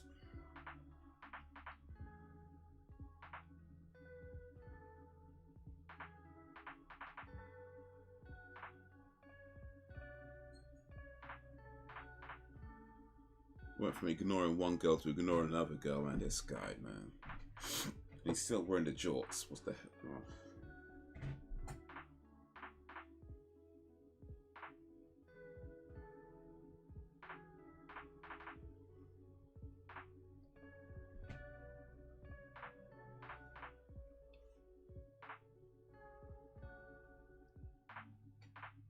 Oh.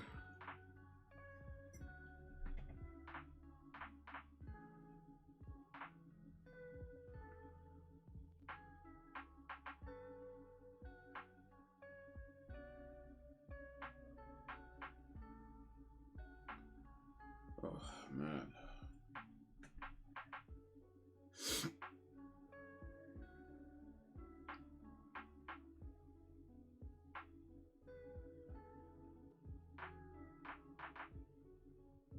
This guy's a dude.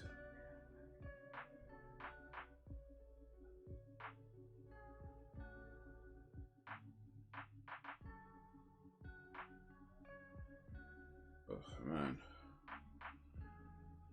I think I'm falling asleep on camera, you know.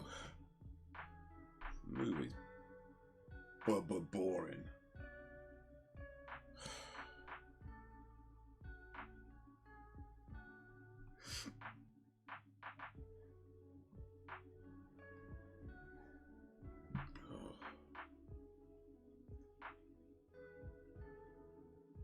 Oh, they're gonna find out this guy spying on his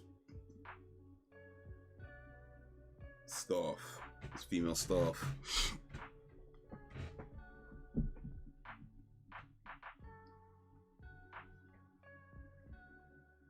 What up, Fred? Welcome back. You could ask a question. I think I might be on an island on my own when I say human centipede is boring. The first one, anyway.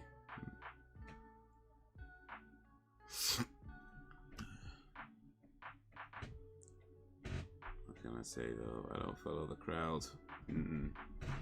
Best to do your own thing. Have your own mind.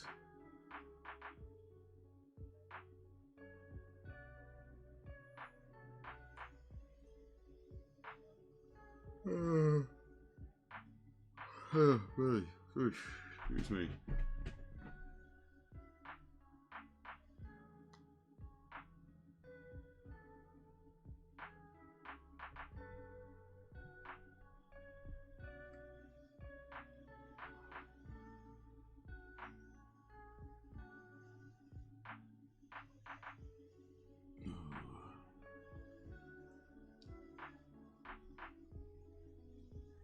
Yeah, it's like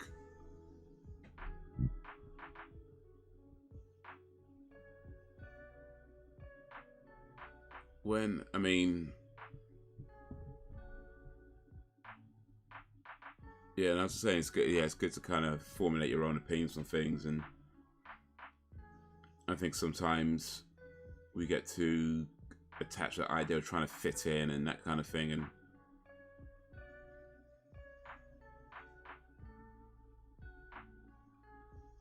the less you can care about that, the better.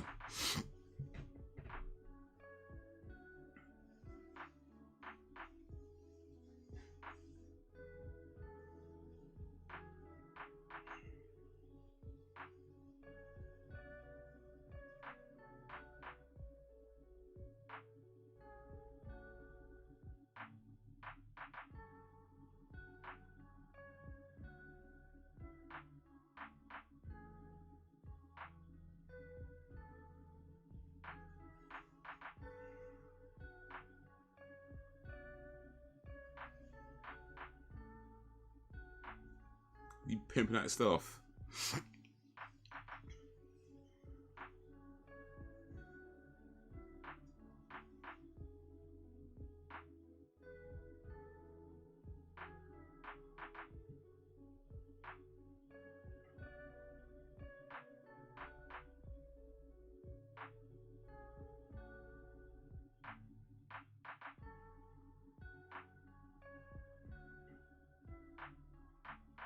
Was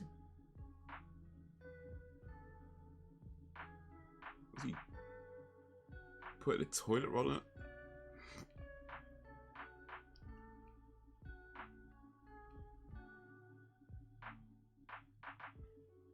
I can't say I haven't ever gone with the crowd because, of course, I have. But as you get older, you care about that. I'll know for sure.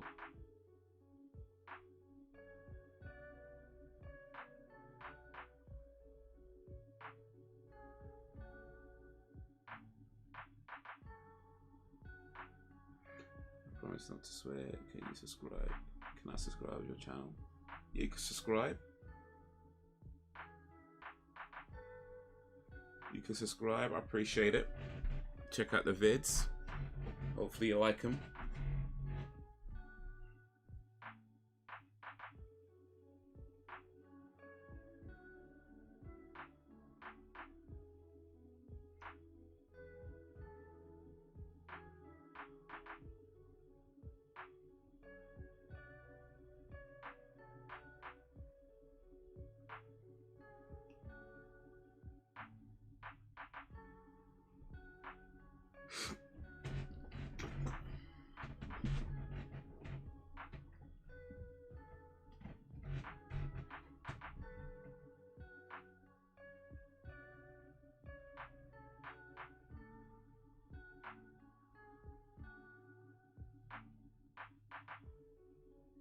It's free, but best not be rude.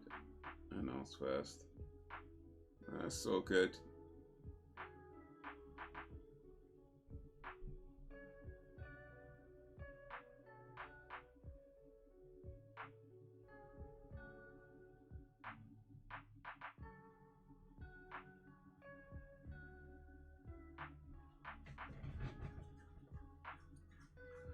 Yeah, we don't swear here.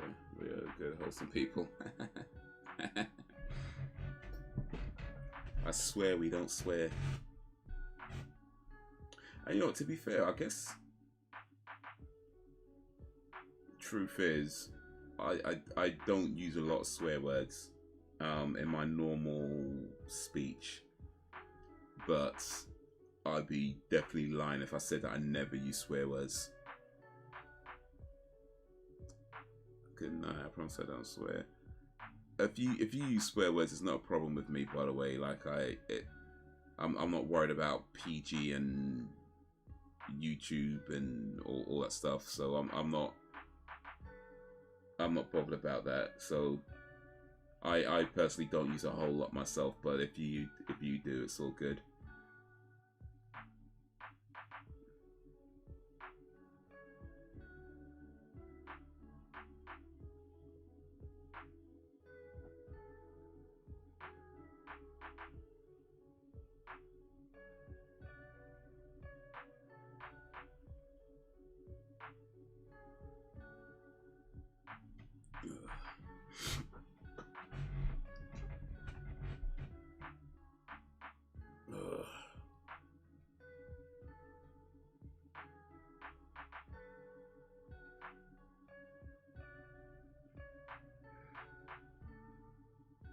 Yeah, you don't need to ask to subscribe. I mean, it's a public forum, so everybody's welcome until they're not. That's how it works here. Everybody's welcome until they're not. I have one rule: don't be an arsehole. That's pretty much it.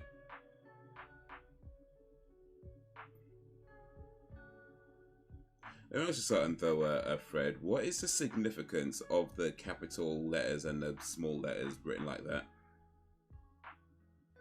Because I imagine that takes a while to type out that way. Like having to, like, was it one capital letter, one small letter, one capital letter, one small letter, one capital letter? That seems like an awkward way of typing every single time. So I don't mind it, by the way. I'm just curious as to what is the significance behind it.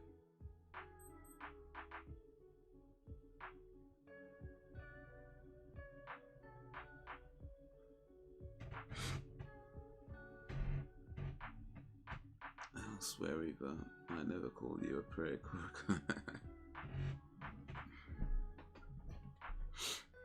Never ever. Ever.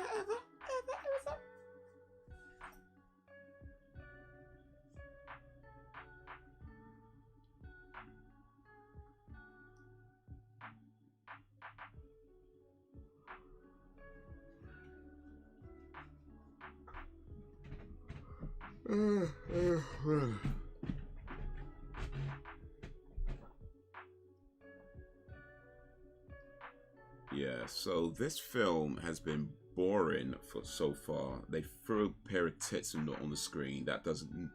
I think they did that because they thought that would make the film better. It doesn't.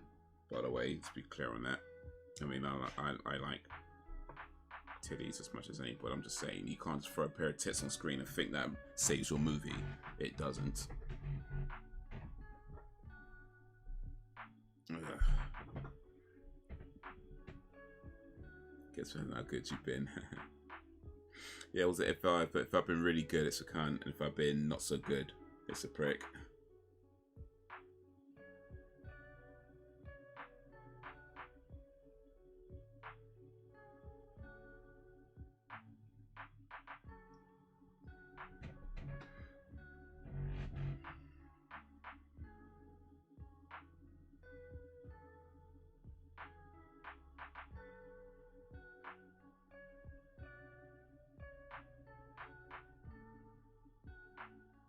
Is he sniffing glue or something?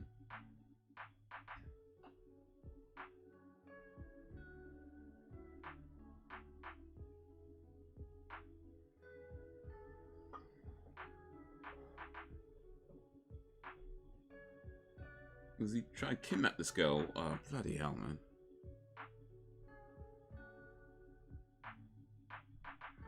I quite like Bell End also.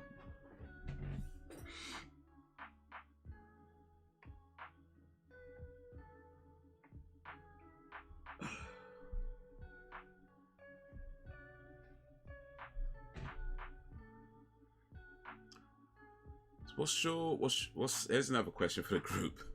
I got all questions today. And yeah, sniffing glue is bad. What is your favorite swear word? Or I don't know, let me not say swear because I'm not sure that's always the right way to describe it. What's your favorite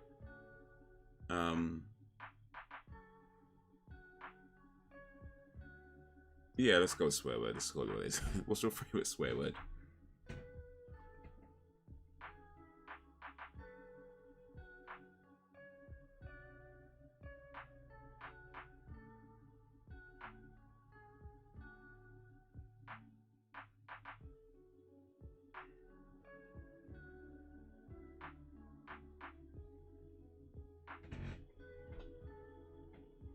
Subscribe. Appreciate the sub, Fred. I know, let's be only cool people I'm fond of. I can't.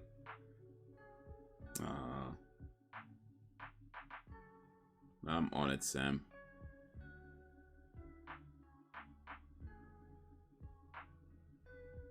Thank you. Good night. I appreciate it, Fred.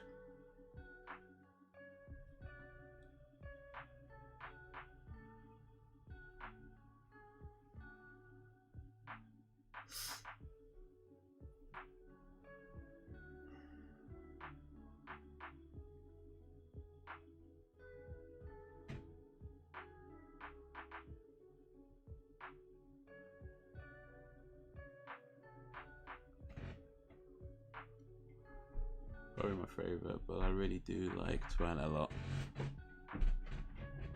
I mean, Cum and twat pretty much in the same kind of area, really. So, I mean, they're kind of the same thing, really. So, makes sense. Makes sense.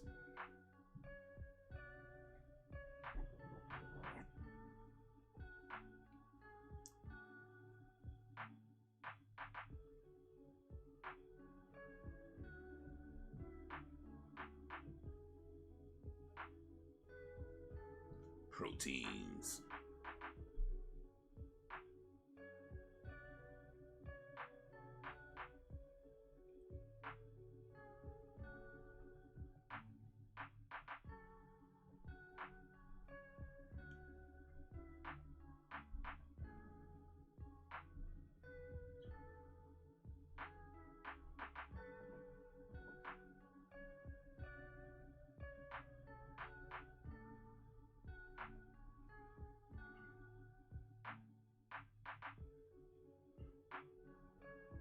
He just threw weights raw.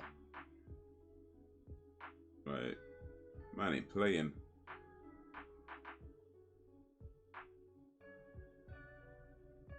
Raw. That's just dashing weights like nothing. I just like the way it sounds. What's your favorite? I don't know if I have a favorite. I mean, I'll probably say shit the most. Although I generally don't consider that to be a swear word, really. I'll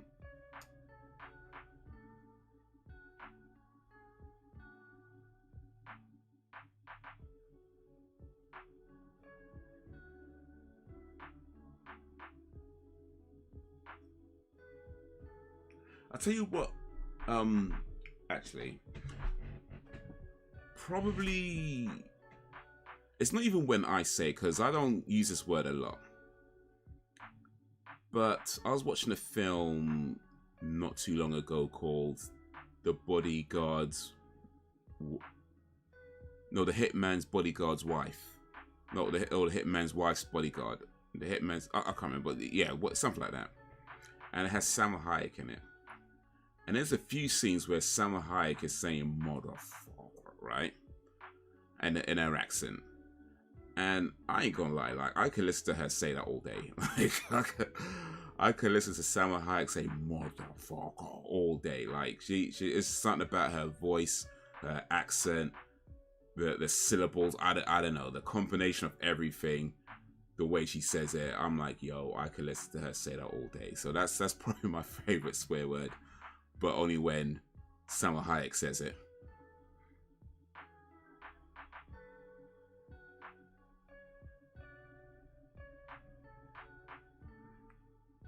If I really don't.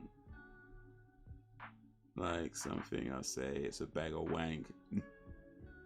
Ryan Reynolds, yeah, that's the one. Yeah, so it's a sequel to there was the Hitman's Bodyguard, and then it's a sequel with the Hitman. I think it's the Hitman's Wife's Bodyguard. But yeah, it's Samuel L. Jackson, Ryan Reynolds, and Salma Hayek. Salma Hayek's in the first one as well, but she has a much bigger role in the second one.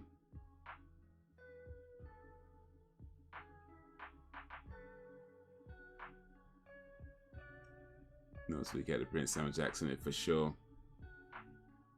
And Samuel Jackson, he's good at swearing. Like I like when he uses swear words.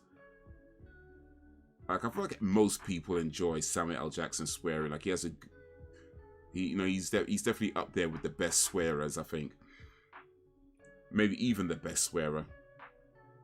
But yeah, I don't know, man. Salma Hayek in the Hitman's Wife's Bodyguard saying that is like, you know what? I can listen to that all day. I can listen to that all day.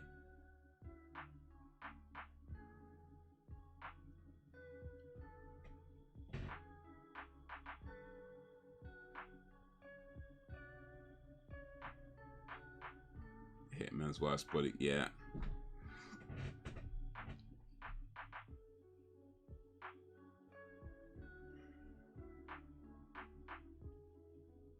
Bernie Mac was a monster cussing too. Well, what's your guys' favorite swear word?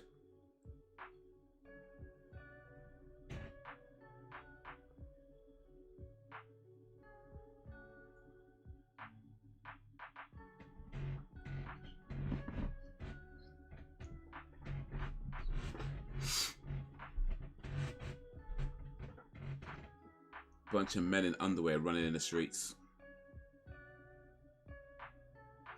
Near naked men running through the streets.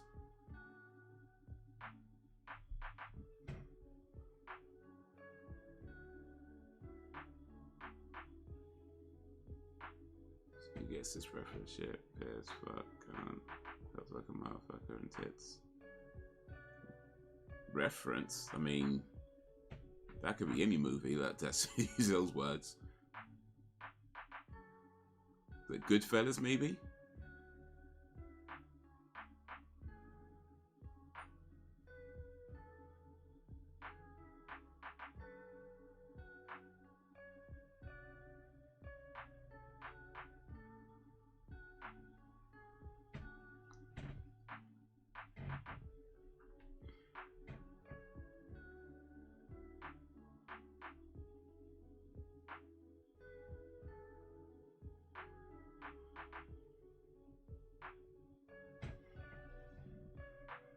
My eyes are feeling a bit off, I say they feel like pistols in snow. George Carlin. Oh, okay.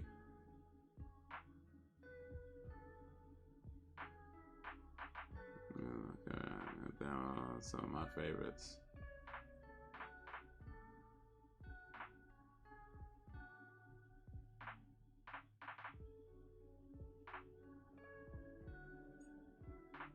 Wait, the George Carlin one, I think I've seen that stand-up actually when he's talking about the words you can't say. Is that the one, Dan, when he's talking about the words you can't say on TV or something? 730 words, right, yeah, I think that's the one, yeah. Here's shit house. Oh, you're a shit house, okay.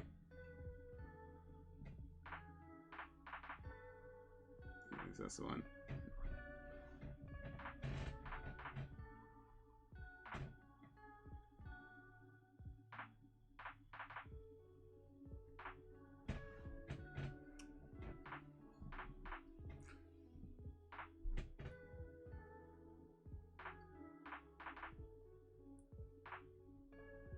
So good in the end. Alright, so we've got a few words now. Here's my next question. What is the most creative insult you've either used against somebody or somebody used against you or just heard? Excluding stuff on like TV and movies, like not anything like in a movie or TV show, but just something that you've heard in life, in real life. The most creative insult you've either used yourself, it was used against you, or you just heard somebody say in real life to somebody. What is the most creative insult you've heard? I'll try and think of mine as well while you're doing it.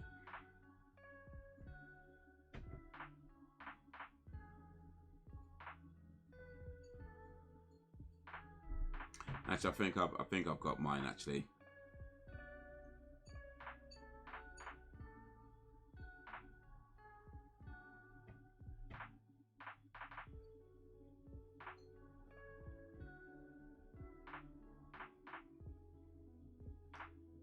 This is one that's apparently, I don't know if it still is, but apparently at one time was quite popular in Australia. So maybe it's not so creative over there, but when I heard it, it seemed pretty creative.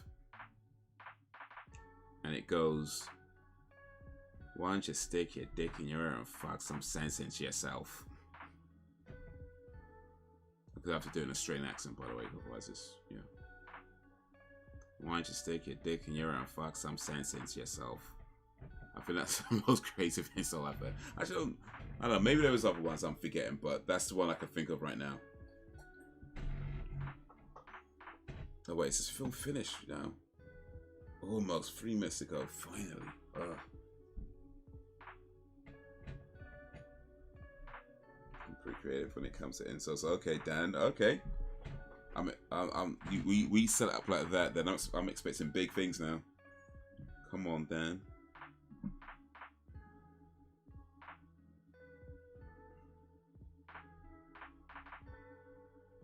That's came about by accident.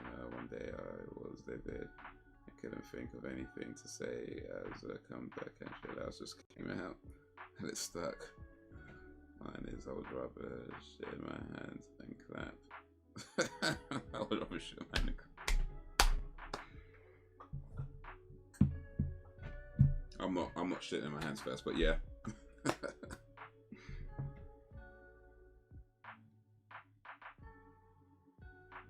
We've got to have some more. Dan, you said you're pretty creative, so I want to hear your one, Dan. I see your one. Jeff Bridges. Do you know where Jeff Bridges? Arnold Schwarzenegger. R.G. Armstrong. Well, definitely got strong arm front and weights around. That was Robert Englund. Okay. I thought it was a dude from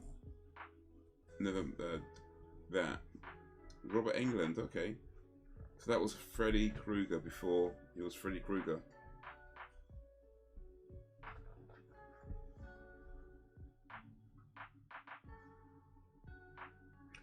Your logic has even more holes than your dad's condom, okay.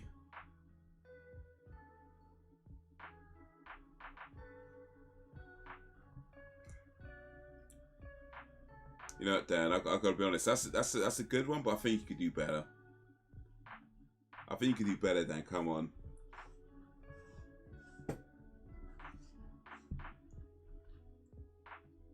Come on, man, don't hold back on us, Dan. You said you're pretty creative when it comes to insults. So yeah, I'm not knocking the one you just come up with, but when you say you're pretty creative when it comes to insults, I'm like, I think you could do better, Dan. I think you're holding back a little bit. I think you might be pulling punches a little bit.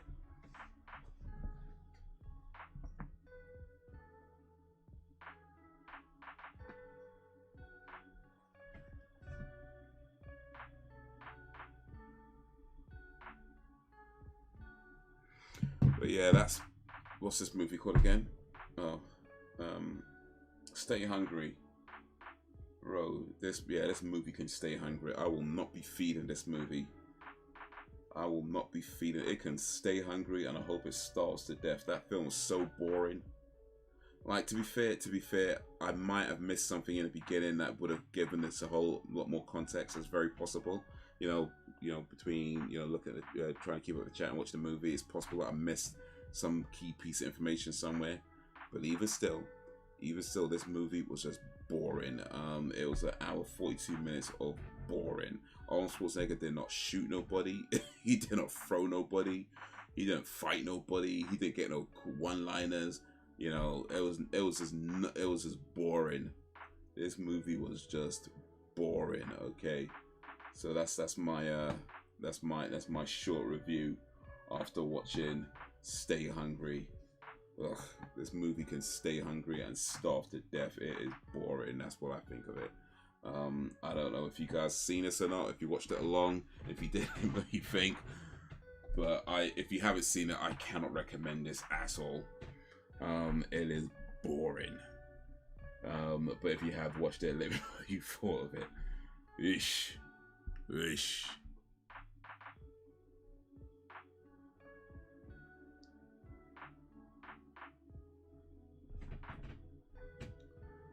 I don't know who has been sticking holes in that condom. Somebody trying to keep a man, or maybe trying to get a council flat.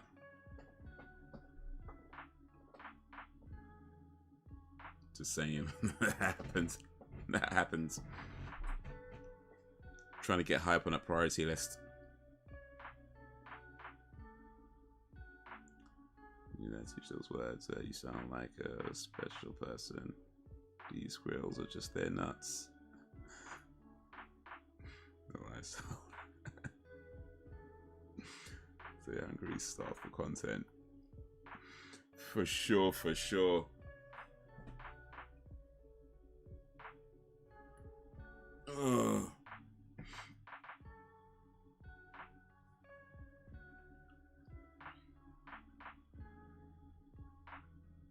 Apparently, squirrels, when they bury their nuts, a lot of times they don't find where they buried them, which is kind of sad when you think about it. There's squirrels burying nuts and then forgetting where they put them. So I'm guessing those squirrels are staying hungry as well.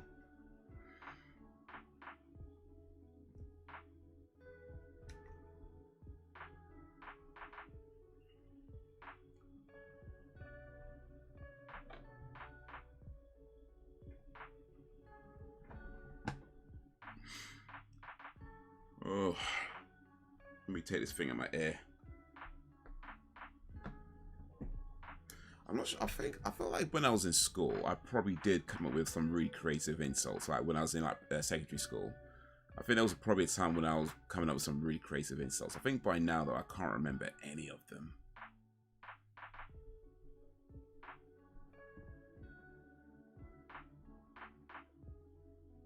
I can't remember any of them.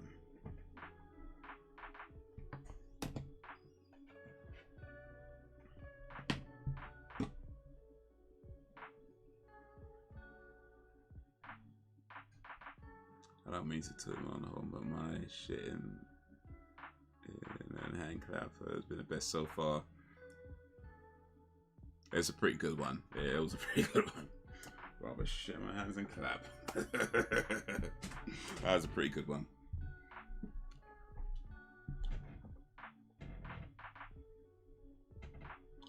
Like I think I'd rather shit my hands and clap than watch this Stay Hungry movie again. Ugh. Actually, to be honest, I probably wouldn't rob. that's a Oh, here's another one I heard actually. To be fair, this one was on TV, so maybe it doesn't count, but it's still a good one. I know I said no stuff on TV. Actually, well, to be fair, it was a play, but the play it was based on a TV show, and it has actors from the TV. Anyway. It's from the bottom, one of the bottom plays, where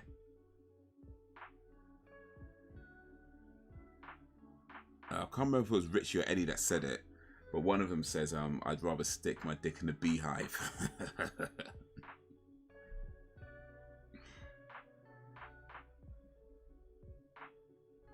think it was yeah, I think it was Eddie that said it. I think it was Eddie.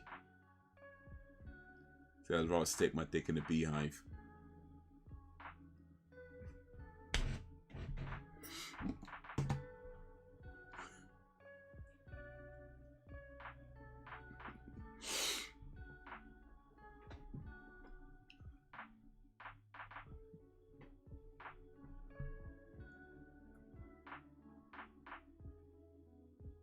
I should have swallowed just to spare us your videos.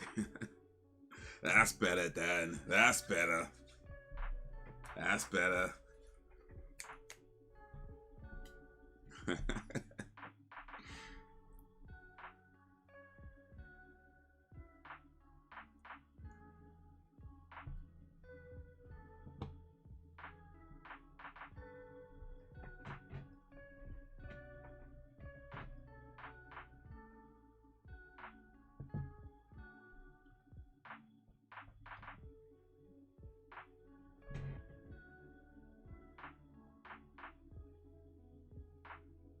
So you know how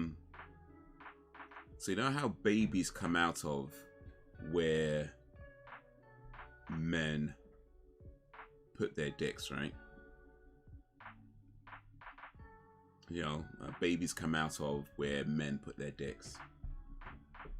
That's why your mother ain't got no teeth. I can't take credit for that one. I can't take credit for that one.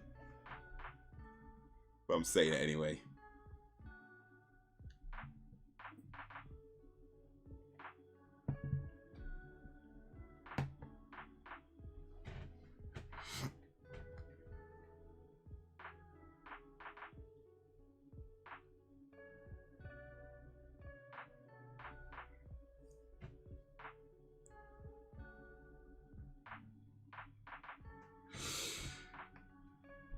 Ugh. Man, let me switch over to this screen and chat for a little bit before we end today. That was Stay Hungry. Oh. So yeah, we still continue with Arnold Schwarzenegger season, watching every Arnold Schwarzenegger movie up until True Lies. I feel like we're in a crappy era of Arnold Schwarzenegger though right now. We're still in the crappy era. We don't get to the good era till maybe Conan the Barbarian, and even then, that's kind of like, you know, not. I don't think I think I liked it. I can't remember if I liked it. I think I liked it. I'm sure I'll see it like years ago. I don't remember what happened to it, but I think I liked it. But yeah, I think from Conan the Barbarian onwards when it really starts to get into the real classic Arnold Schwarzenegger era. But until then, we're still in the spotty area. Hercules was good, but Hercules was just fun because it was so over the top, cheesy, and stupid. Stay Hungry was just boring. And then there's The Villain, which was 1979. So that'll be the next movie watch, not next week, but a week after next. The Villain from 1979. That's the next movie in the Arnold Schwarzenegger season. But yeah, we'll watch something else next week just to kind of break it up a little bit. But yeah, hopefully that's a good one. I've not seen it. I don't know if you guys have seen it or not. But hopefully that's a good one. But we'll see. If it's not good, hopefully we'll still have some fun anyway. But yeah, from Conan the Barbarian, that's the classic Schwarzenegger era from then onwards.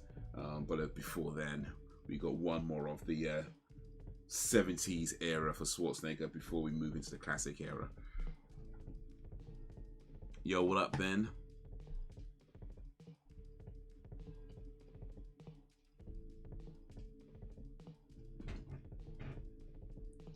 Another one I used to use was, why don't you suck my non-existent cock? I mean, is that an insult or an invitation? I'm just saying.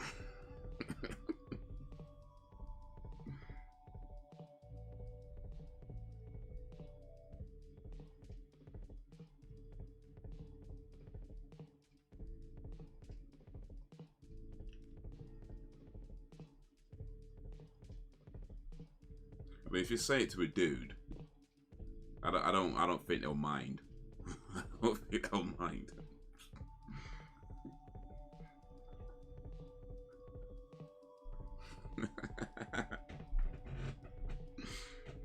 that might not be the insult you think it is, Sam. I'm just saying.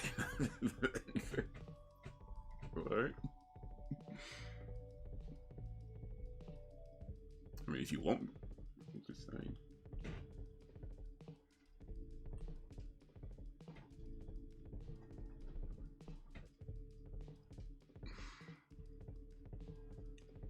What up, Ben? How's your day going? How's your day been? Appreciate you joining this live stream.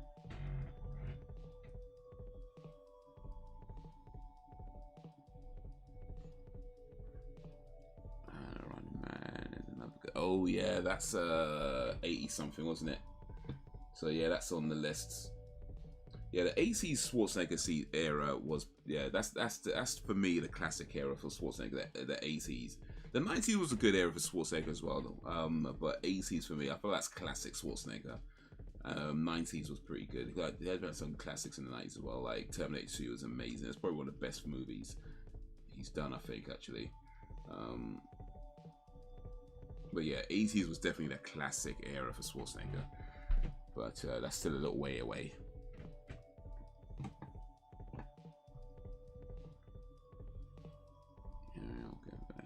I'm doing alright, Ben. Appreciate you coming through, bro. We're just talking about insults. The most creative insult you've either heard or used against somebody. Well, yeah, that's it. Well, either insult that you've used yourself, or something that was maybe used against you, or otherwise just heard somewhere. Not included stuff on TV or movies and things like that, but just stuff that you've heard in real life.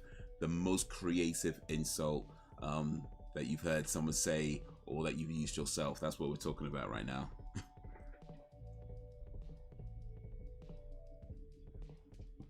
Not sure if you're subscribed to Creative Insider Haze, but they released a new video today talking about podcasting. Come to YouTube music app, reminded me of you at the previous last year. Oh, awesome! I think I am subscribed to it actually, but I've not seen that. But yeah, I did. Yeah, I mean, I was aware that YouTube was planning on doing podcasts on the YouTube app. It was just more like when, because from the time I heard about it. And I know they've got stuff on the site where you can list things as a podcast now. But it's more like, yo, when is this coming? So yeah, I'm gonna have to look for that video actually and check it out, because that's, to me, it's like the one thing, well, maybe not the one thing, but it's the main thing that's missing from the YouTube Music app, is that you can't listen to podcasts. And I'd rather have my music and my podcast in one place rather than doing this there, going here for this, doing that over. It's long. It's long. I mean, it's not long. It's on the phone. It's just a couple of apps. It's not long. It's first world problems. I know. It really is first world problems. But yeah, I'd rather have it all in one app. That way I could, yeah, handle it better. But yeah, I'll have to check that video, and hopefully let's give some info on when it's actually coming to the app, and hopefully it's not like forever away, because I ain't trying to wait too long for these things. But then it's not like I got a choice. So. When you say anything rude, I always leave it open to your interpretation. They said it's coming to the US soon, and other countries will follow. Did they give? Oh, right, see. Damn YouTube. Damn you all hell. Yeah, Commando, Running Man, Total Recall, Red Heat, Sony Good. Yeah, for sure. Predator, that was 87. That's probably my favorite Schwarzenegger movie. Actually, no, between that and Terminator 2 are my favorite Schwarzenegger movies. If I have to pick between those two, oh, I think I might say Predator. I mean, Terminator 2 is a better movie, I think. But if I had to pick a favorite, I'll probably go with Predator.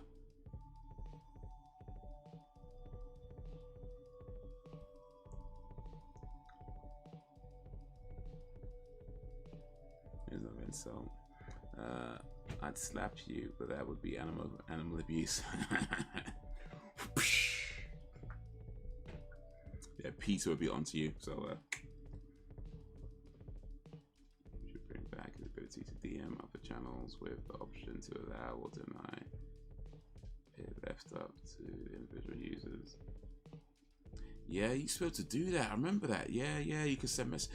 And you know, the good thing about that is that if you wanted to try and organize a collaboration or something, you had a real easy way of messaging people.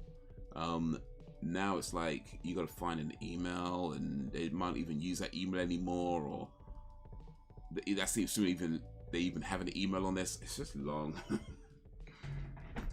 It's just long. But yeah, they should. I feel like that should come back.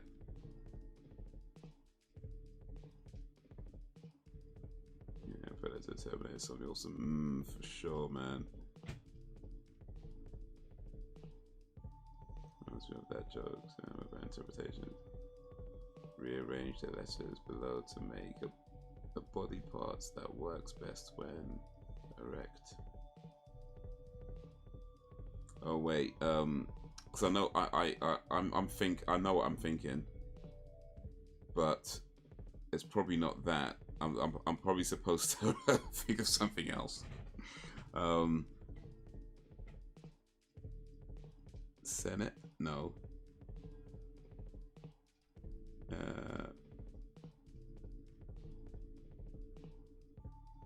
Pippin Python is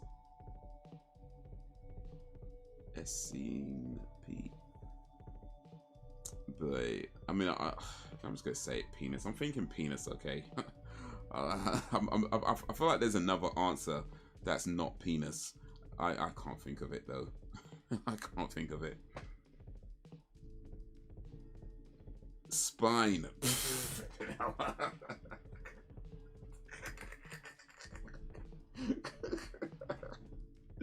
Oh, flipping hell, man.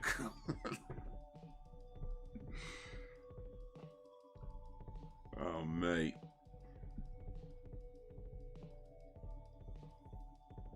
Alright. Alright.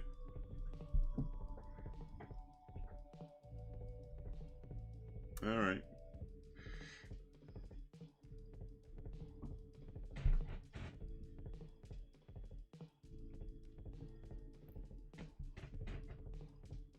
Well, now we know. Now we know.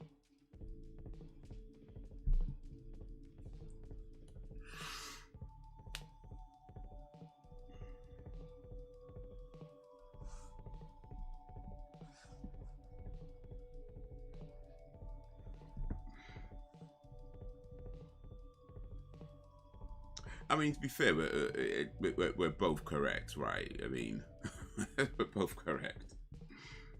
Just saying.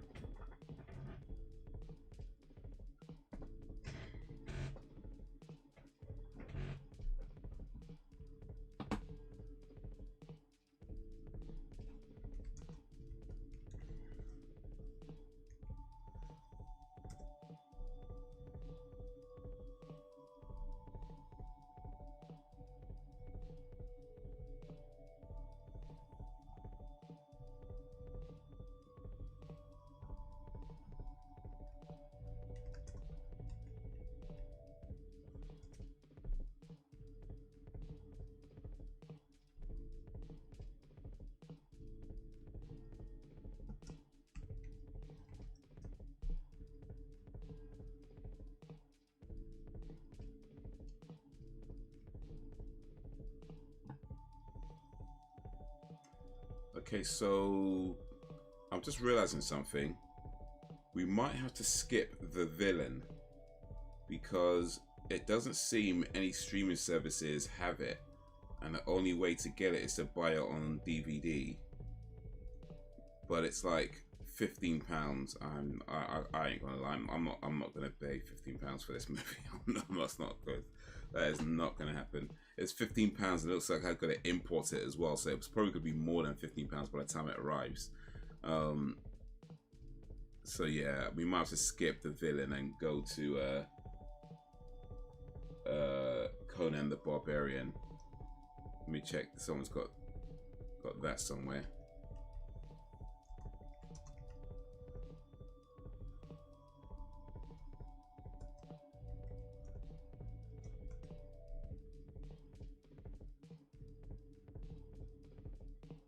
Okay, that's on Disney Plus. Okay, we're right for Conan the Barbarian. So yeah, I think we might have to skip the villain since nobody's showing it, and I ain't paid £15 to watch it.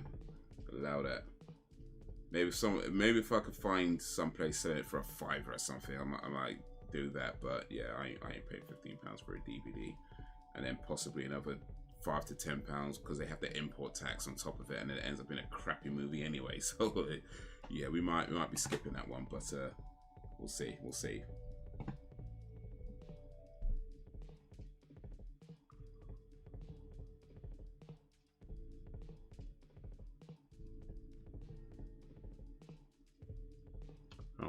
15 quid for a movie I've never heard of. I don't want to pay $3.49 for this one for sure. I'm not sure this movie's worth $3.49. Oh wait, YouTube, okay. Let's see. Is YouTube coming to the rescue?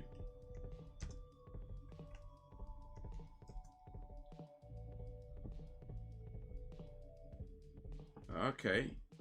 Looks like YouTube comes to the rescue.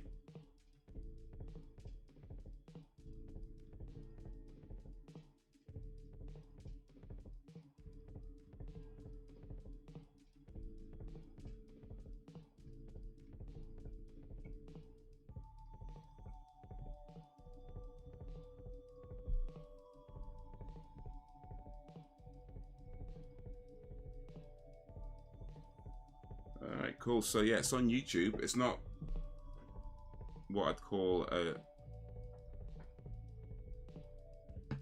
Oh, flipping out, man.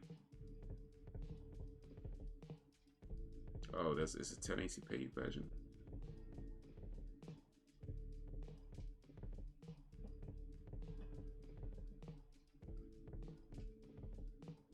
This movie looks like it sucks as well, but yeah, cool. So it's on YouTube. So yeah, we're not skipping it. We don't have to skip it. We don't got to skip it. But I'm saying now, this movie looks boring. This movie looks so bad. But we don't have to skip it. We'll continue with the Sports Acre season with the villain in a couple of weeks. Anyway, but another boring movie. Oh, jeez.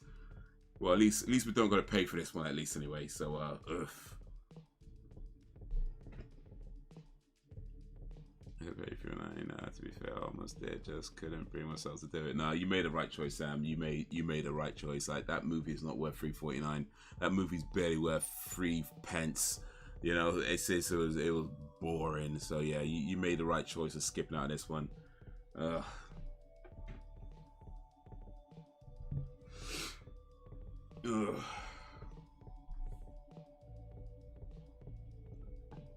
You made the right choice indeed.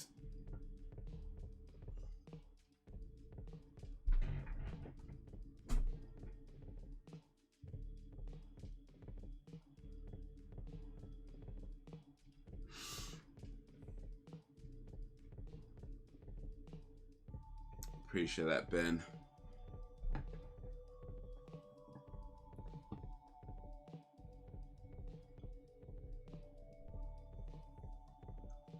Ben came through with the save, or I don't know, is it a save? Like I say, this movie looks mad boring.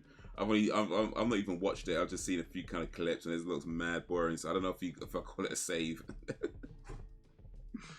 You might have just doomed us to an hour 44 minutes of a boring ass movie, but it wasn't so good.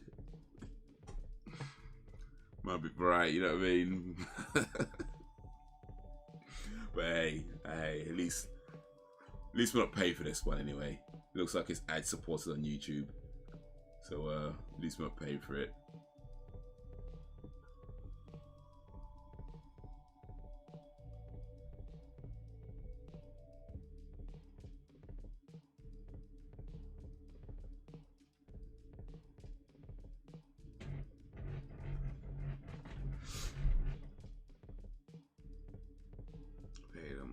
For once for a Ted Bundy film, and I fell asleep. Still haven't watched it. Oof. Well, £5 for a good sleep. I guess that's not too bad. You know, considering the amount of money people pay for like hotels and all that sort of stuff, so they can sleep soundly. You only paid a £5. You're doing alright. You're doing alright. Way to go, Ben. Probably cheaper than sleeping pills. Well, yeah, that too.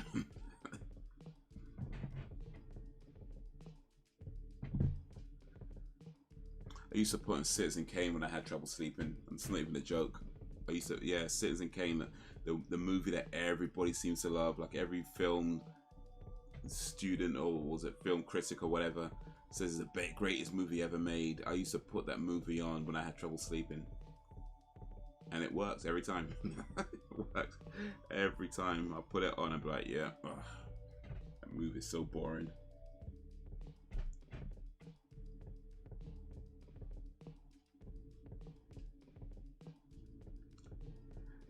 Classic. That's what people say, isn't it? I mean, I've seen that movie without falling asleep.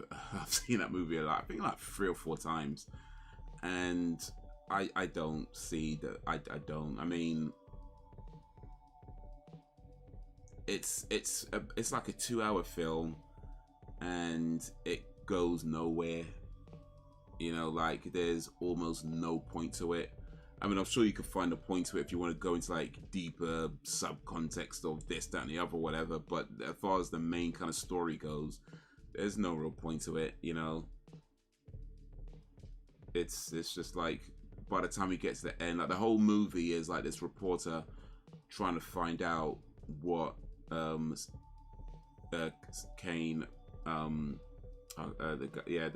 what Kane meant by Rosebud, because he says Rosebud right before he dies, and there's reporters going around trying to find out what he meant by it, and he talks to all these different people who knew him, and none of them know what was meant by Rosebud, right? None of them.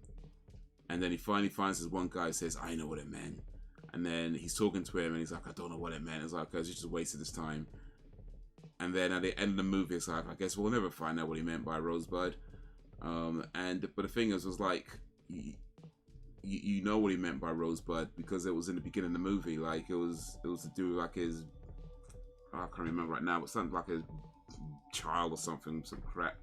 I forget the exact thing, but it was like that. Like you just spent 2 hours trying to find this thing out that you don't find out, and it was in the beginning of the movie anyway. Like, bro, like, I did not like that film, but apparently it's a classic. So.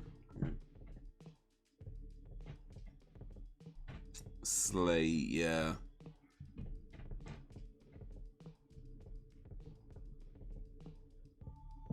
Yeah, look, they're burning the sleigh and it says Rosebud on it.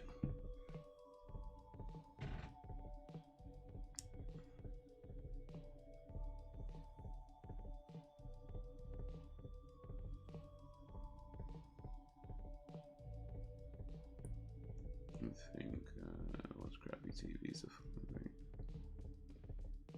It helps though.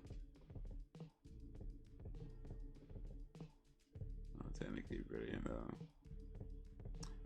Orson Welles though, he has another film called Touch of Evil, and the opening for that film is amazing.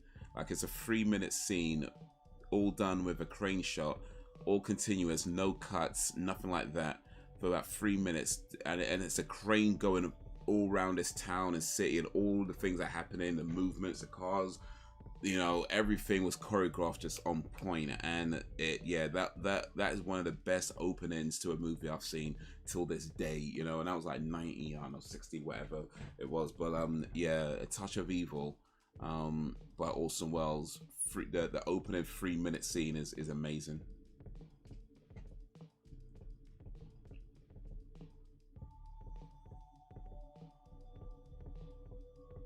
Wise, scene wise, and frame and story wise. Okay, I guess people like it more from a filmmaker's point of view in terms of like techniques and stuff. I'm just sitting there like, bro, yeah, this is why are we here? I do want to hear a controversial opinion, Sam. What may that be? Die Hard.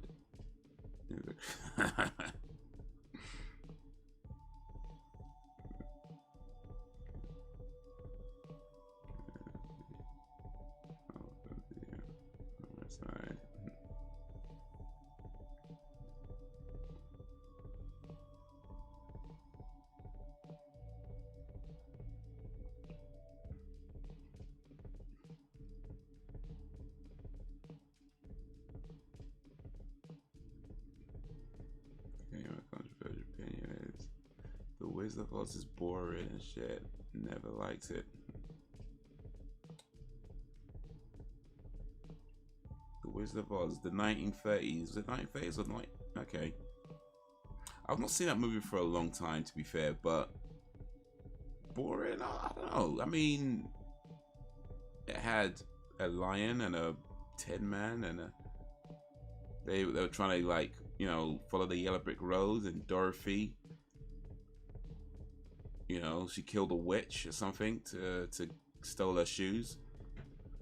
Yeah, I think didn't Dorothy kill a witch and stole her shoes or something, and then clicked her heels together and then went into, like, was it Wonderland or something, and then trying to get home.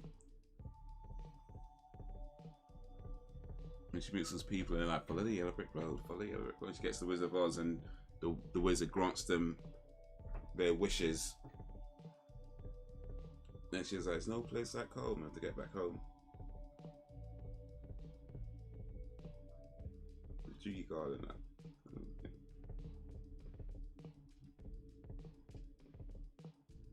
Yeah.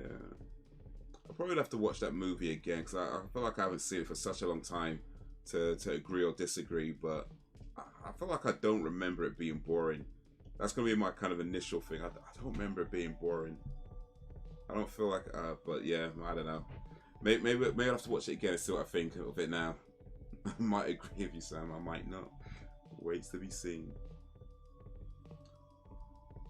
But yeah, it had like a, you know, and I wish I had a brain. Oh, good night. Like the cowardly lion who wanted to be brave. The straw man and the tin man.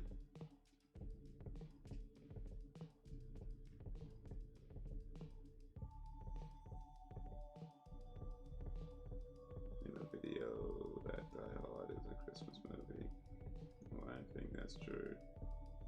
Yeah, make that video so I can hit dislike on it, Dan. So that's as soon as you post that video, I'm going straight to it to hit the dislike button. I'm writing in the comments, you're wrong. You're wrong. Unsub.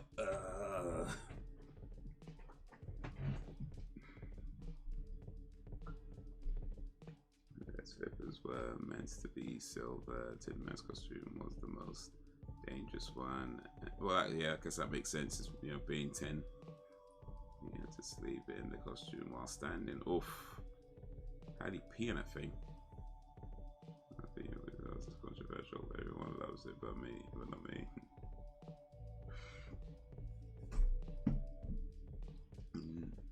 When the last time I watched that movie, I would have been young though. I would have been mad young when I watched that movie. And that's assuming I even watched it all the way through. I think I did. I'm pretty sure I watched it all the way through, but it's such a long time ago now. I know I haven't seen it like many times, like maybe once or twice, but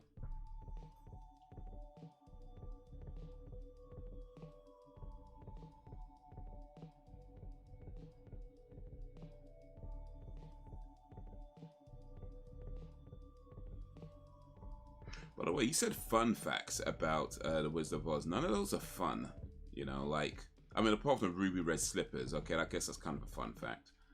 But Tin Man having a dangerous costume and having to sleep in it while standing, that doesn't sound like fun at all. Judy Garland being told she had to lose weight, that doesn't sound like fun, dude. Like, that sounds like pretty horrible, actually. That, you know, I mean, it's not surprising. You know, I know people go through these things in well, lots of industries, to be fair, but it's not fun. That's a pretty bad fact. That's a pretty non-fun fact, actually. That's like the opposite of fun. Fun fact: the lead actor committed suicide when he, like, that's not fun. You know, people do that sort of things, like fun fact, and they just say the most horrible thing afterwards. It's like, bro, you said that was not fun at all.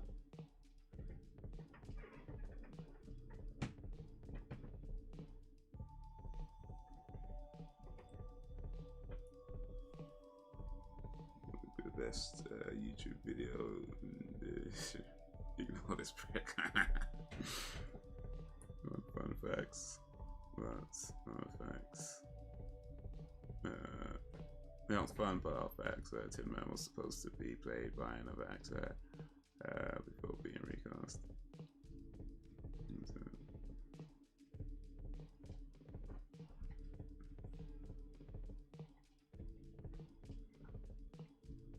Yeah, the other actor probably read that the thing was like, "Well, you want me to sleep in this thing? You mad, bro? You mad? Man, ain't sleeping in this thing, you know." Fun fact YouTube was created thanks in parts to Janet Jackson's breast being exposed. Yeah, that is actually true. That is actually true. Yeah, that was part of the inspiration behind it. That is actually true. But the original intention for YouTube was to be more like a dating site where, you know, people like post like, you know, videos of themselves or talk about themselves, that kind of thing. But it very kind of quickly wasn't used in that manner, and they adapted it and then became what it was. But yeah, that is actually true. I saw that in a was one of them, it was an interview or something. But yeah, wanted a way, it was thinking of a way that they can share videos really quickly and easily, and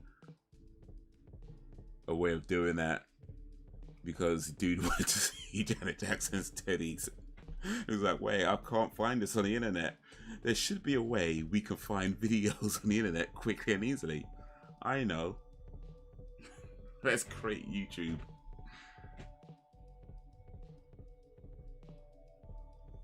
That's the power of Janet Jackson's tits. Just create a whole multi-billion-dollar platform. How many people can say that? I'm just saying, how many people can lay claim to that?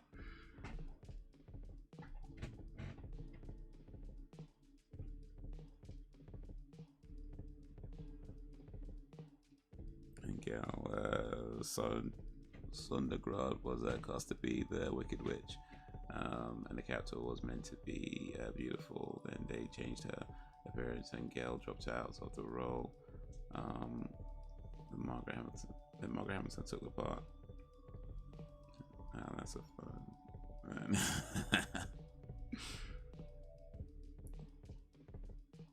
Well, titties are fun. Let's be honest. I mean.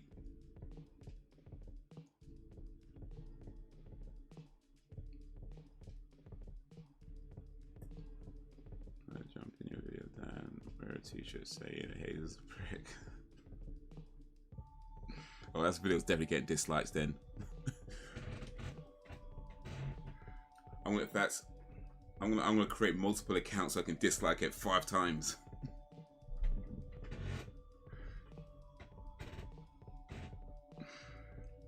Prick days. I'm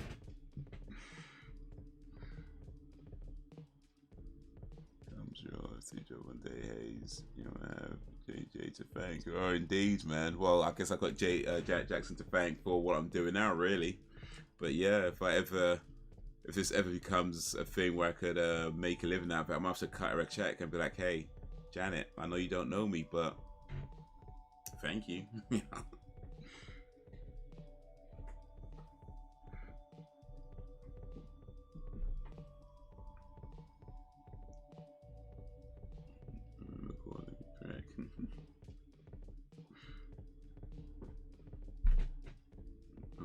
Accounts or 50. Okay, is it up to? Okay, in that case, yeah, I'm gonna create 50 accounts so I can dislike it 50 times. Well, is that 50 accounts per email? Because I could set up multiple emails and just have more accounts in it. If I get another email address, 50 accounts on each email.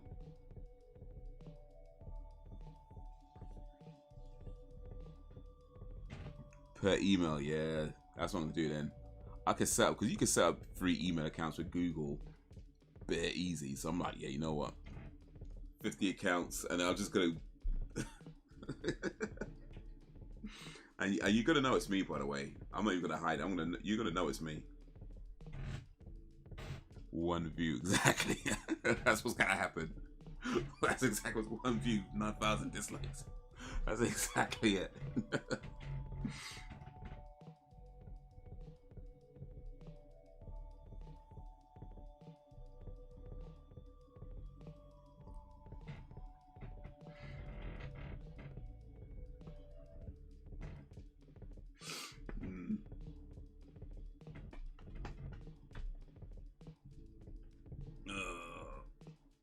Oh man, what's the time, Mr. Wolf?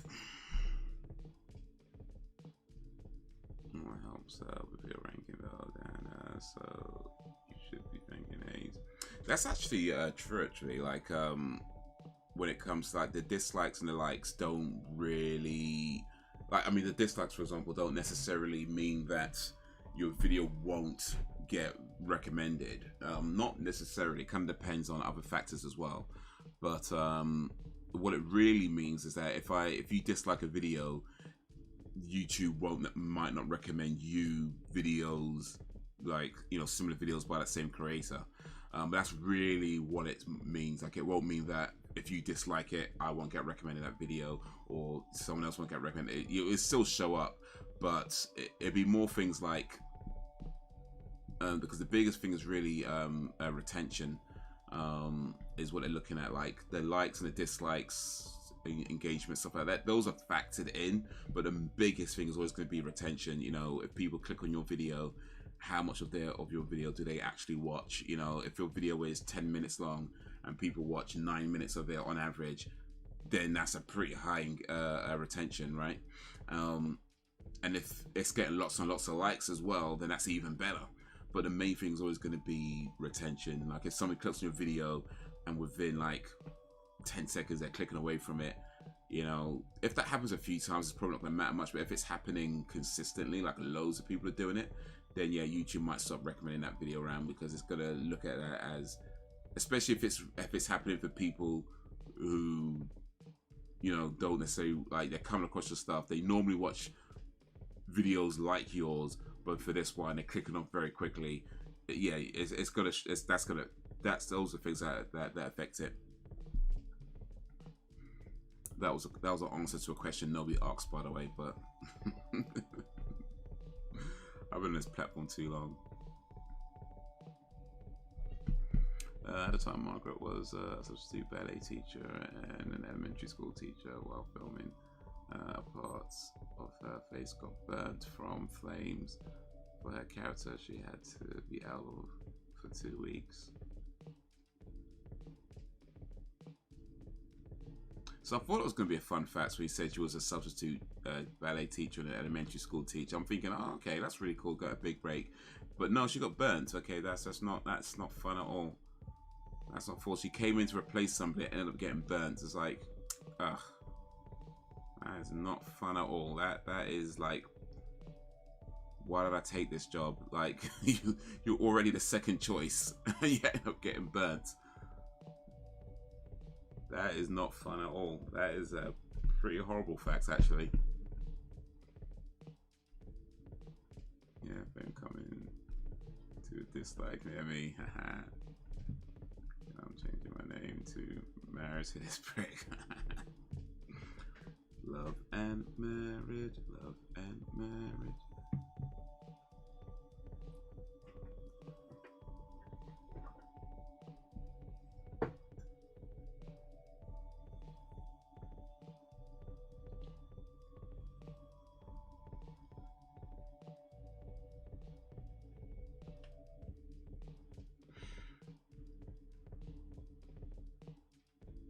He did work as a dating site. Yeah, 20 years later.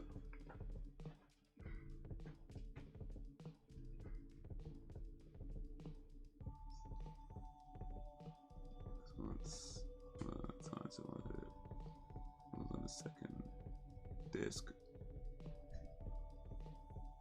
Oh wait, so that's on the DVD or the Blu-ray. They actually put fun facts and put all that horrible stuff themselves. Yo, somebody needs to check that.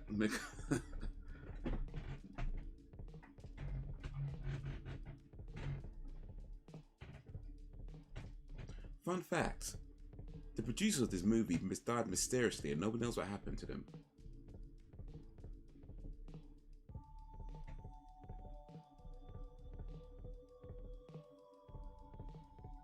Fun fact, after refusing to do a rape scene, she got raped in real life. That's not fun. Why do people do that? You tell me fun fact and you say the most horrible things. Get me all happy. Oh, I like fun things. No, people getting burned. People getting damaged. People working in horrible conditions.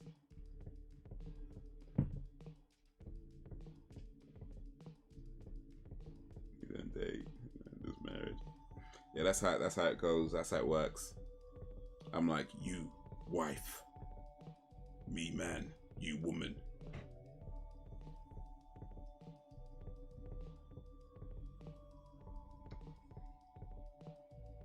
That's how it works. Me man, you woman. You my wife. And it was official. And it was official.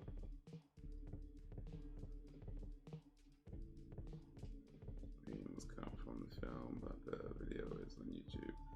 Back in the time until the 1950s, I think. Any extra films are still they burnt them.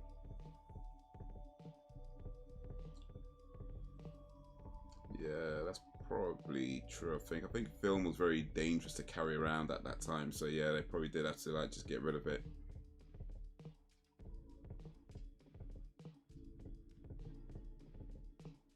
The DVD disc, you know.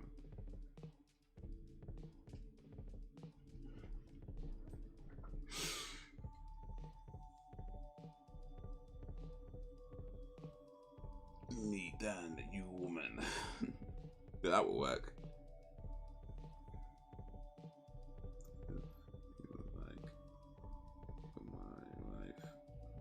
Fine. Yeah, see all those that was it, alpha male guys talking about they want a submissive wife. They need to listen to me. They need to listen to me.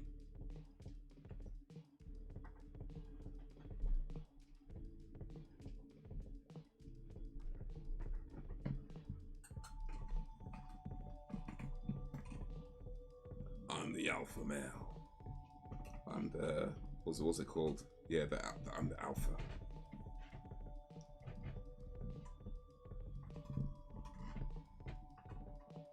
I'm the leader of the pack. I have a submissive wife.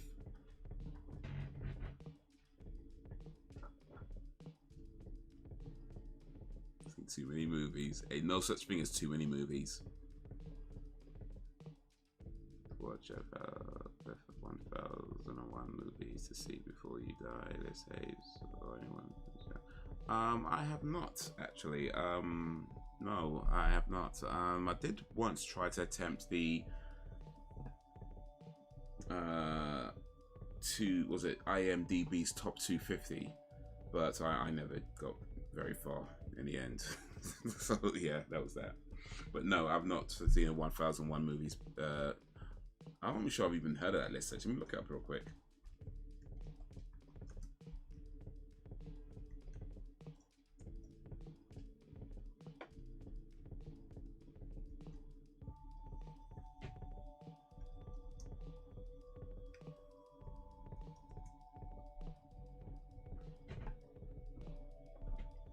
Fandom, 1001 films.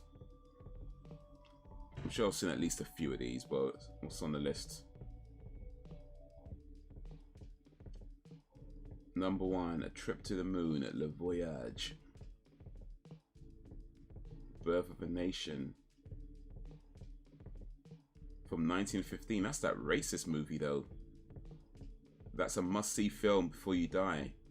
A racist Nazi movie. Okay. I don't know. That's number 3 on the list. Actually, to be fair, I think they're just going in release order. Yeah, I think they're going in release order. So yeah, number 3 on the list is Birth of a Nation. That was in 1915.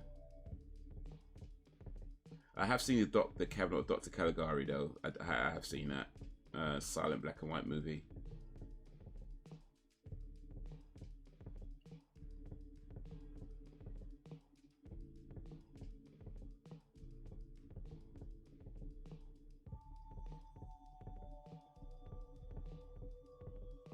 Just click on the list that Dan posted.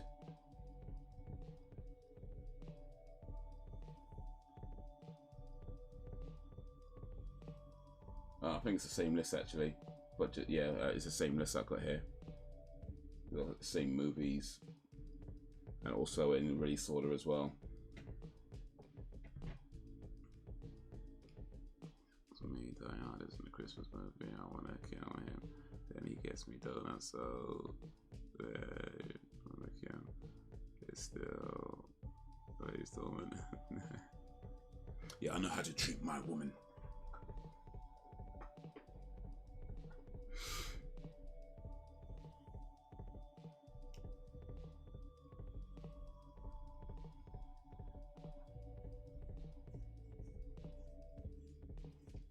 True said, this whole thing about, you know, submissive women and wanting a woman who's submissive and all that kind of stuff, and I don't know, that honestly don't really appeal to me. I mean, I feel like if you're with somebody in a relationship like that, it's always going to be, you know, balance, give and take, that sort of stuff.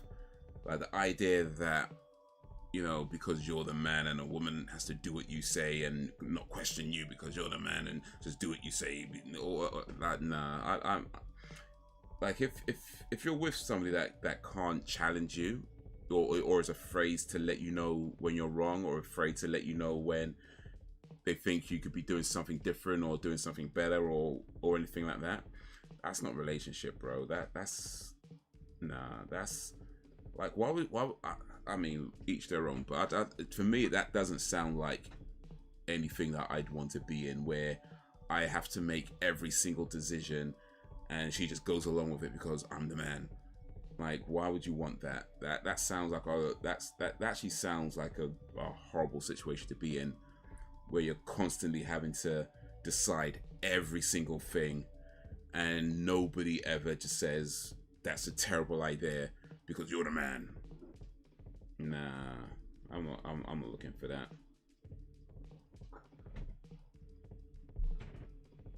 I ain't looking for that.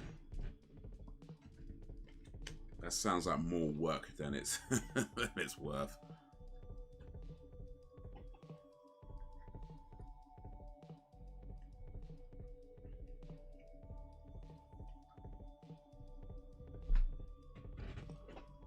In real life, off camera,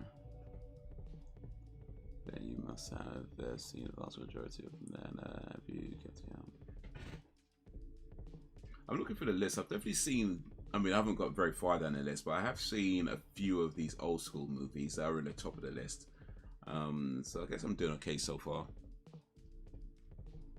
Nosferatu, I've seen that. Where's it gonna again? Battleship Potemkin, yeah, I've seen that as well.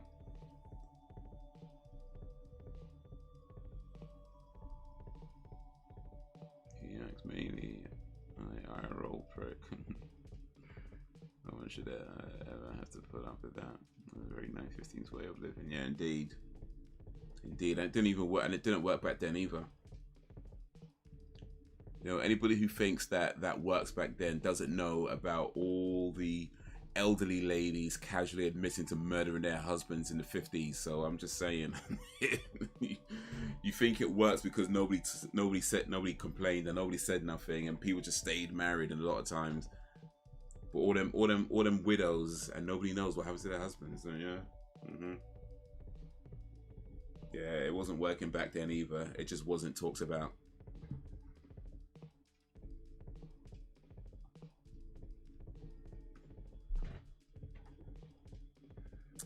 Some enemy send this clip interacting with some guy screaming at this woman, "You are an acolyte, you serve me." An acolyte, you know. I'll beat on his chest. She kicked him in the nuts and stole off. Good. You are an acolyte, you serve me. What kind of cult talk is that? What kind of cult talk is that? Go indeed. Between the posts.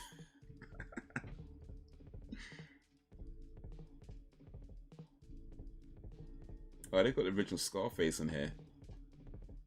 Scarface, The Shame of a Nation, 952. Yeah, I've seen that. I've got it on DVD actually.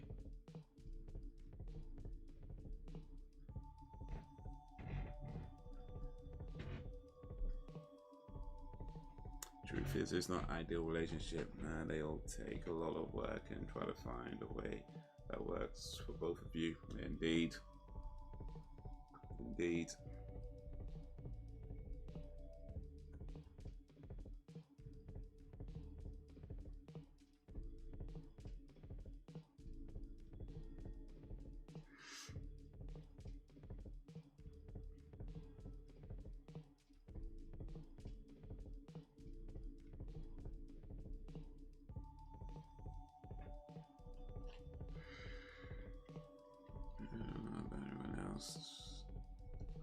demographic prior to the 1950s, Black Americans had the highest marriage rates in the country.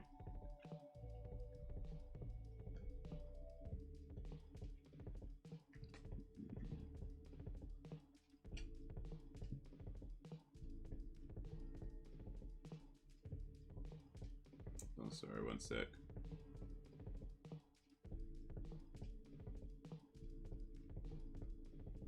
Expiry documents. Ugh, more things to sort out. Alright. Yeah.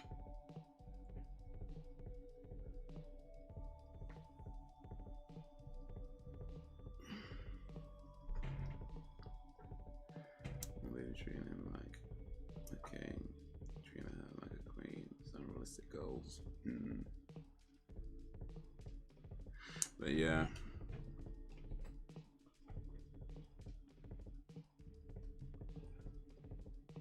Marriage is cool and all, I guess, but I don't know. I think the truth is, I know very few examples of an actual happy marriage. And of course, when I say that, I don't mean like, of course, not every single second of the day is going to be completely perfect. I know that, but in terms of like just a general, like, people who are happy to be married, like, I feel like there's a lot of people who get married because it's, or whether it's family pressure or society pressure, they don't really want to be there. That goes both for men and women, you know. I think there's a lot of people out there that don't necessarily want to be married, but they just feel like they have to because of, you know, it's what their parents want for them and that kind of thing. But they don't really want to be doing it. They don't really want to be having kids. They don't really want to, you know. And it's just animosity. It's just a lot of animosity.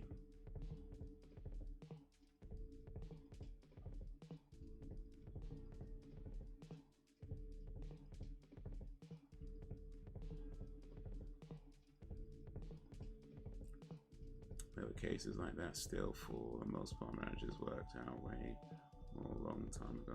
People stayed married for decades and had up to 10 or 15 kids. Yeah, they didn't have TVs that back then, so yeah, of course I had 10, 15 kids.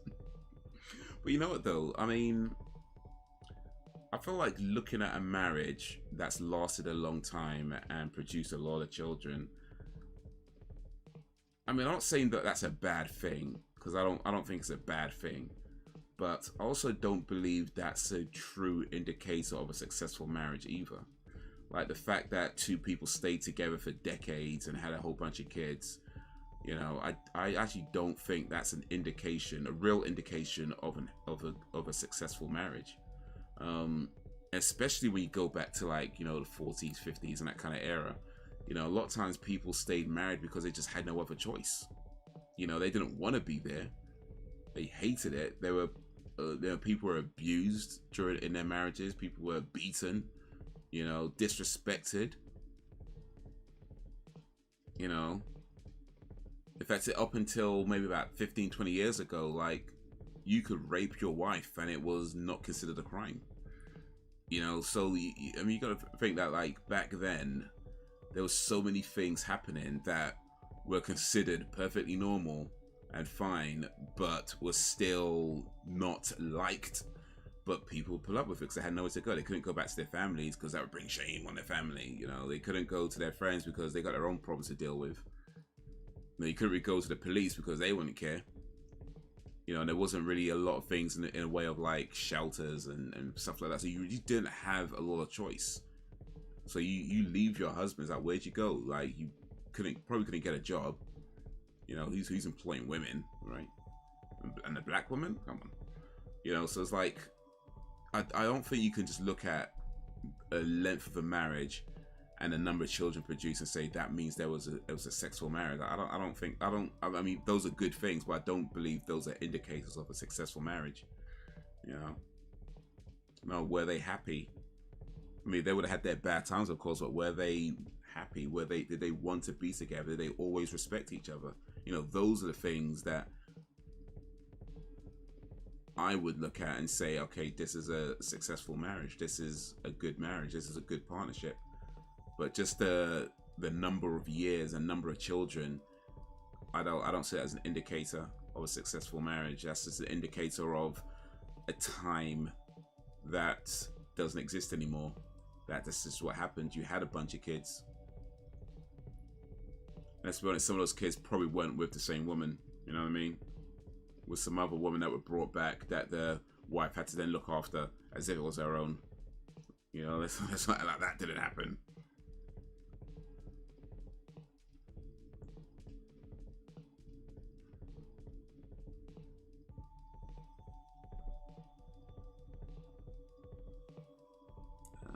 Say I'm at the page of the 80s and I haven't found the film I haven't seen yet. Well, Dan's doing alright. Do you think you'd ever want to get married, Haze, if you met them? Oh yeah, I would want to get married. I mean, I would like that, but I just don't. Well, a couple of things I'd say. One, I don't think it's something that I have to do. I would like to do it, but I don't think it's something that I have to do. And yeah, but it had to be with the right person and for the right reasons. I wouldn't want to just do it just for the sake of doing it. And I think that's one of the problems when you get a bit older. You know, sometimes people just want to get it over and done with. You know, tick it off the list of things to do, and they're not really concerned about, or they're less concerned about who they're marrying and that kind of thing. They just want to get married, you know, because it's like, again, family pressure and society pressure and all that sort of stuff. And for me, it's like I try to not, I mean, you can't not feel it. It's like, it's all part of how you're raised and whatever, but I try not to let myself be guided by that. But yeah, I think the idea of marriage is something that I do like, but yeah, not just for the sake of doing it. You know, that's why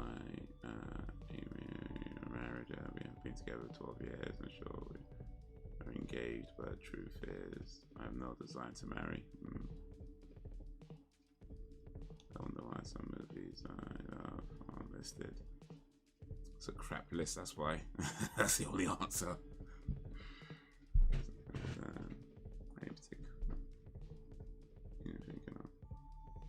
They also did that because of profit and payment. It was good for the family.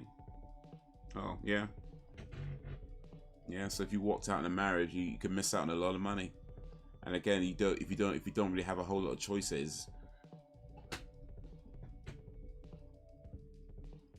So yeah, people put up with, you know, various things, various forms of abuse. The same like with jobs as well. Actually, like they say that a lot of younger people are more likely to leave a job these days, and it's just down to, well, maybe not in every case, sure, but a lot of it is just down to the fact that younger people now are just less likely to pull up with some of the bullshit that we were putting up with when we started working, you know, and they don't have to.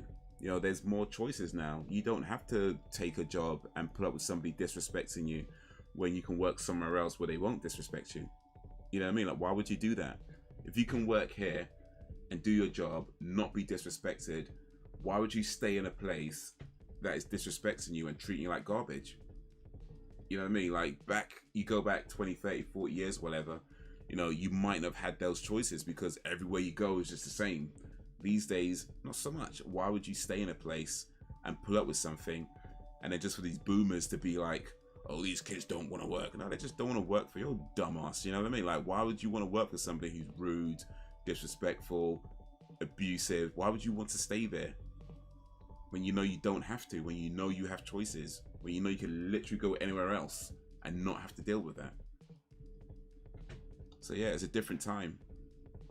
People staying in jobs longer back then is not an indication of them liking their job more. It's just them is more, could be more of an indication of them realizing they don't have many choices of where to go. If you leave this job, who's employing you?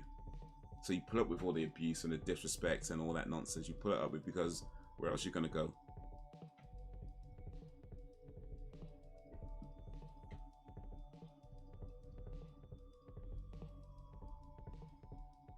Bruce Lee movies. Oh yeah, for sure. Jackie Chan's works. One of the movies. He's want to marry, but life happens. Well, I don't know. You technically did get married, Sam. I mean, internet marriage, but you can still check it off your bucket list. It's still done.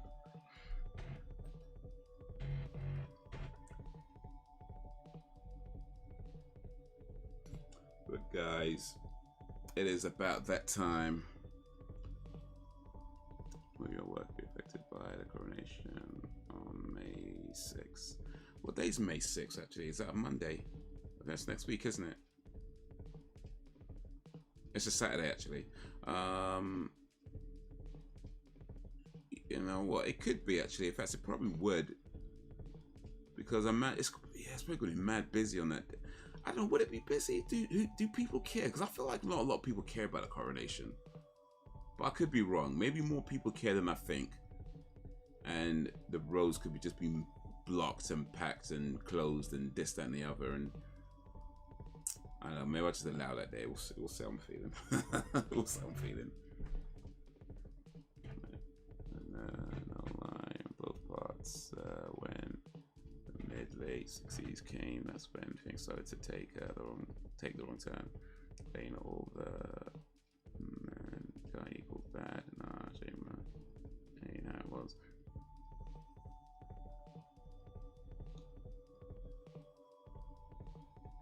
YOLO solo, the internet match probably works. Best to be fair, no commitment. And exactly. Easily annulled if you need to. That's the thing, I'm not bothered in the slightest.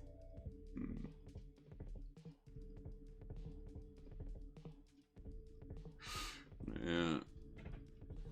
I mean, whether you get married or not, whether you have kids or not, I mean, those are cool things, and you know, but I think it's fair to say marriage now doesn't mean what it used to mean. You know, in society, you know, I like the idea of marriage, like the idea of, you know, being committed to someone in under the eyes of God, and you know, it sounds like, to me, like a good thing. But at the same time, I have to recognize the fact that's not how many people view marriage these days. Like, a lot of times people view it as more of some kind of rites of passage, or you know, just something you do, you know, or you know, and that more along those lines. So I feel like there's a lot of people who like that the gesture of being proposed to, or the gesture of, you know, having a wedding and that sort of thing. But the actual marriage itself, I feel like there's a lot of people who only do it because they feel like they have to do it, and not necessarily because they want to. And so yeah, the marriage now, and what we call a marriage now, it's not the same as it was 30 years ago, 100 years ago, 200 years ago, or you know, 1,000 years ago, whatever it was. It's something that people like to celebrate. When you say, "Oh, I'm getting married, I got engaged, got married," people like to celebrate. Go, yeah, because it's an occasion. But that's really all it is now. Well, that's not exactly accurate, but that's pretty much what it's come to. It's exchange to exchange of goods and services. Love and compromise. Compromise is a dirty word.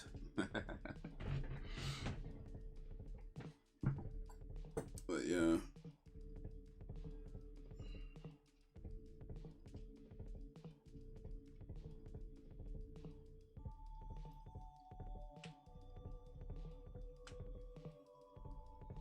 It's like married at first sight. But if I do ever get married, I'd like it to be to someone who doesn't want anything from me, you know, like doesn't want me to be like this type of person, or to do this type of thing, or to, you know, doesn't want anything from me. That we could just come together, you know, you know what I'm saying? Okay, let me behave myself. But yeah, we could just like be together, enjoy each other's company. We could talk about fun stuff, talk about serious stuff. You know, we could find balances in what works in being together and all that kind of stuff. We could have things that we do together, things that we do separately, you know, and you know, we figure out how the day-to-day running works and day-to-day running of the house works, and who pays for what or how we pay. We could figure all that stuff out. But fundamentally, I'd want it to be someone who doesn't want anything from me. Because I wouldn't want anything from her outside of just being with somebody that apparently is supposed to love.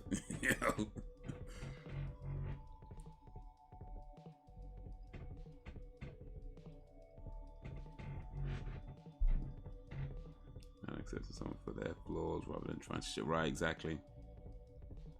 I mean, of course, if their flaws are so bad that you just can't accept them, then yeah, maybe just don't get married in the first place. But yeah. If their flaws are something like, yeah, I like to stab people, yeah, maybe don't get married then in that case. That's a pretty big flaw, I think.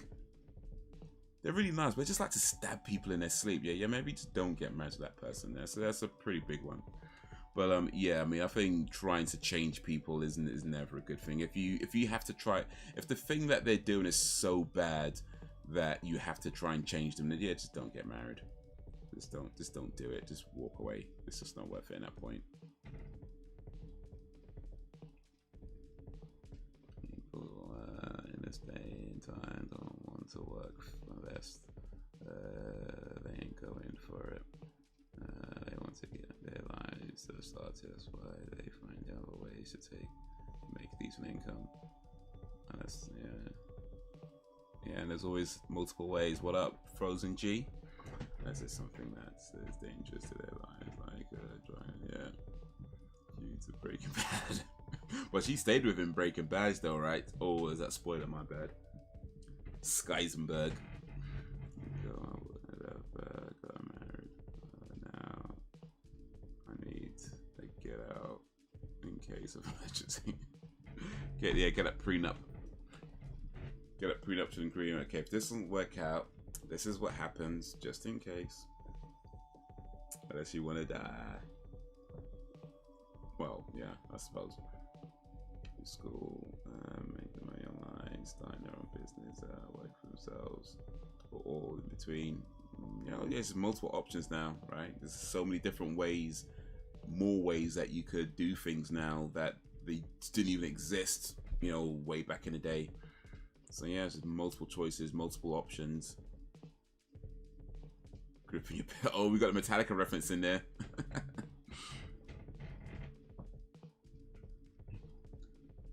This is the one I open. Yeah. Exit light. And tonight. No. Alright, guys. Next live stream should be tomorrow. Continuing with X-Files, almost done with the first season for X-Files, so yeah, a few more episodes on that. We watched 3 more tomorrow. That's in a few, whenever. We've got 3 weeks to go on that. Although people don't get into relationships, still you get yourself straightened out, and to guys particularly don't date till you have yourself together financial wise.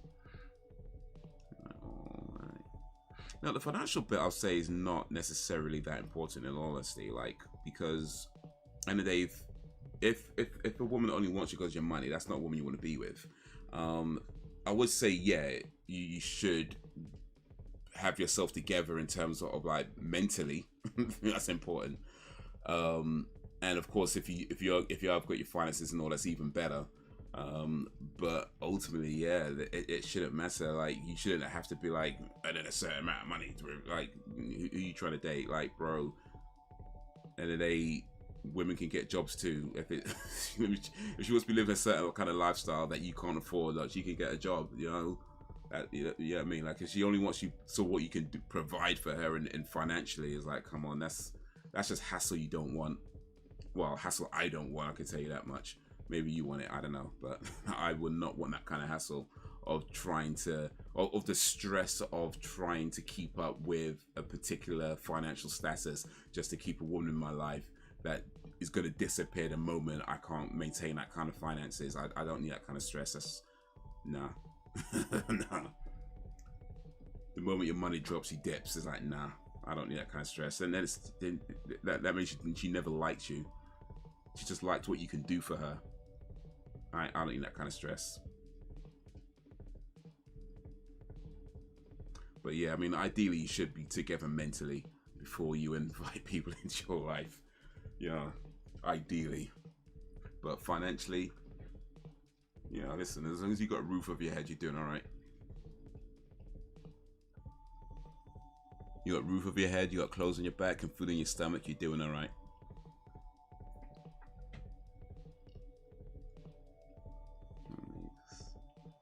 Makes it there. But yeah, guys, yeah, so tomorrow's the next live stream, watching X-Files for TV night. I'm going to put some food in my stomach right now and lay my head down to sleep, and hopefully I don't have to sleep with one eye open, gripping my pillow tight. But you know, just in case, we'll see. Yeah, you wouldn't even admit that I had the Christmas movie. Well, we gotta have boundaries, right? We gotta have boundaries in a relationship. You gotta have boundaries. You know, there's things you could find a balance in what works. Other things you gotta take a hard line on. You know, other things, certain values. You know, you gotta have a hard line on. So. But guys, you've been awesome as always. I appreciate you and all that you do. Thank you for keeping me company. Thank you for keeping it lively. The village is strong, and you're the reason why. Till whenever, if ever, peace.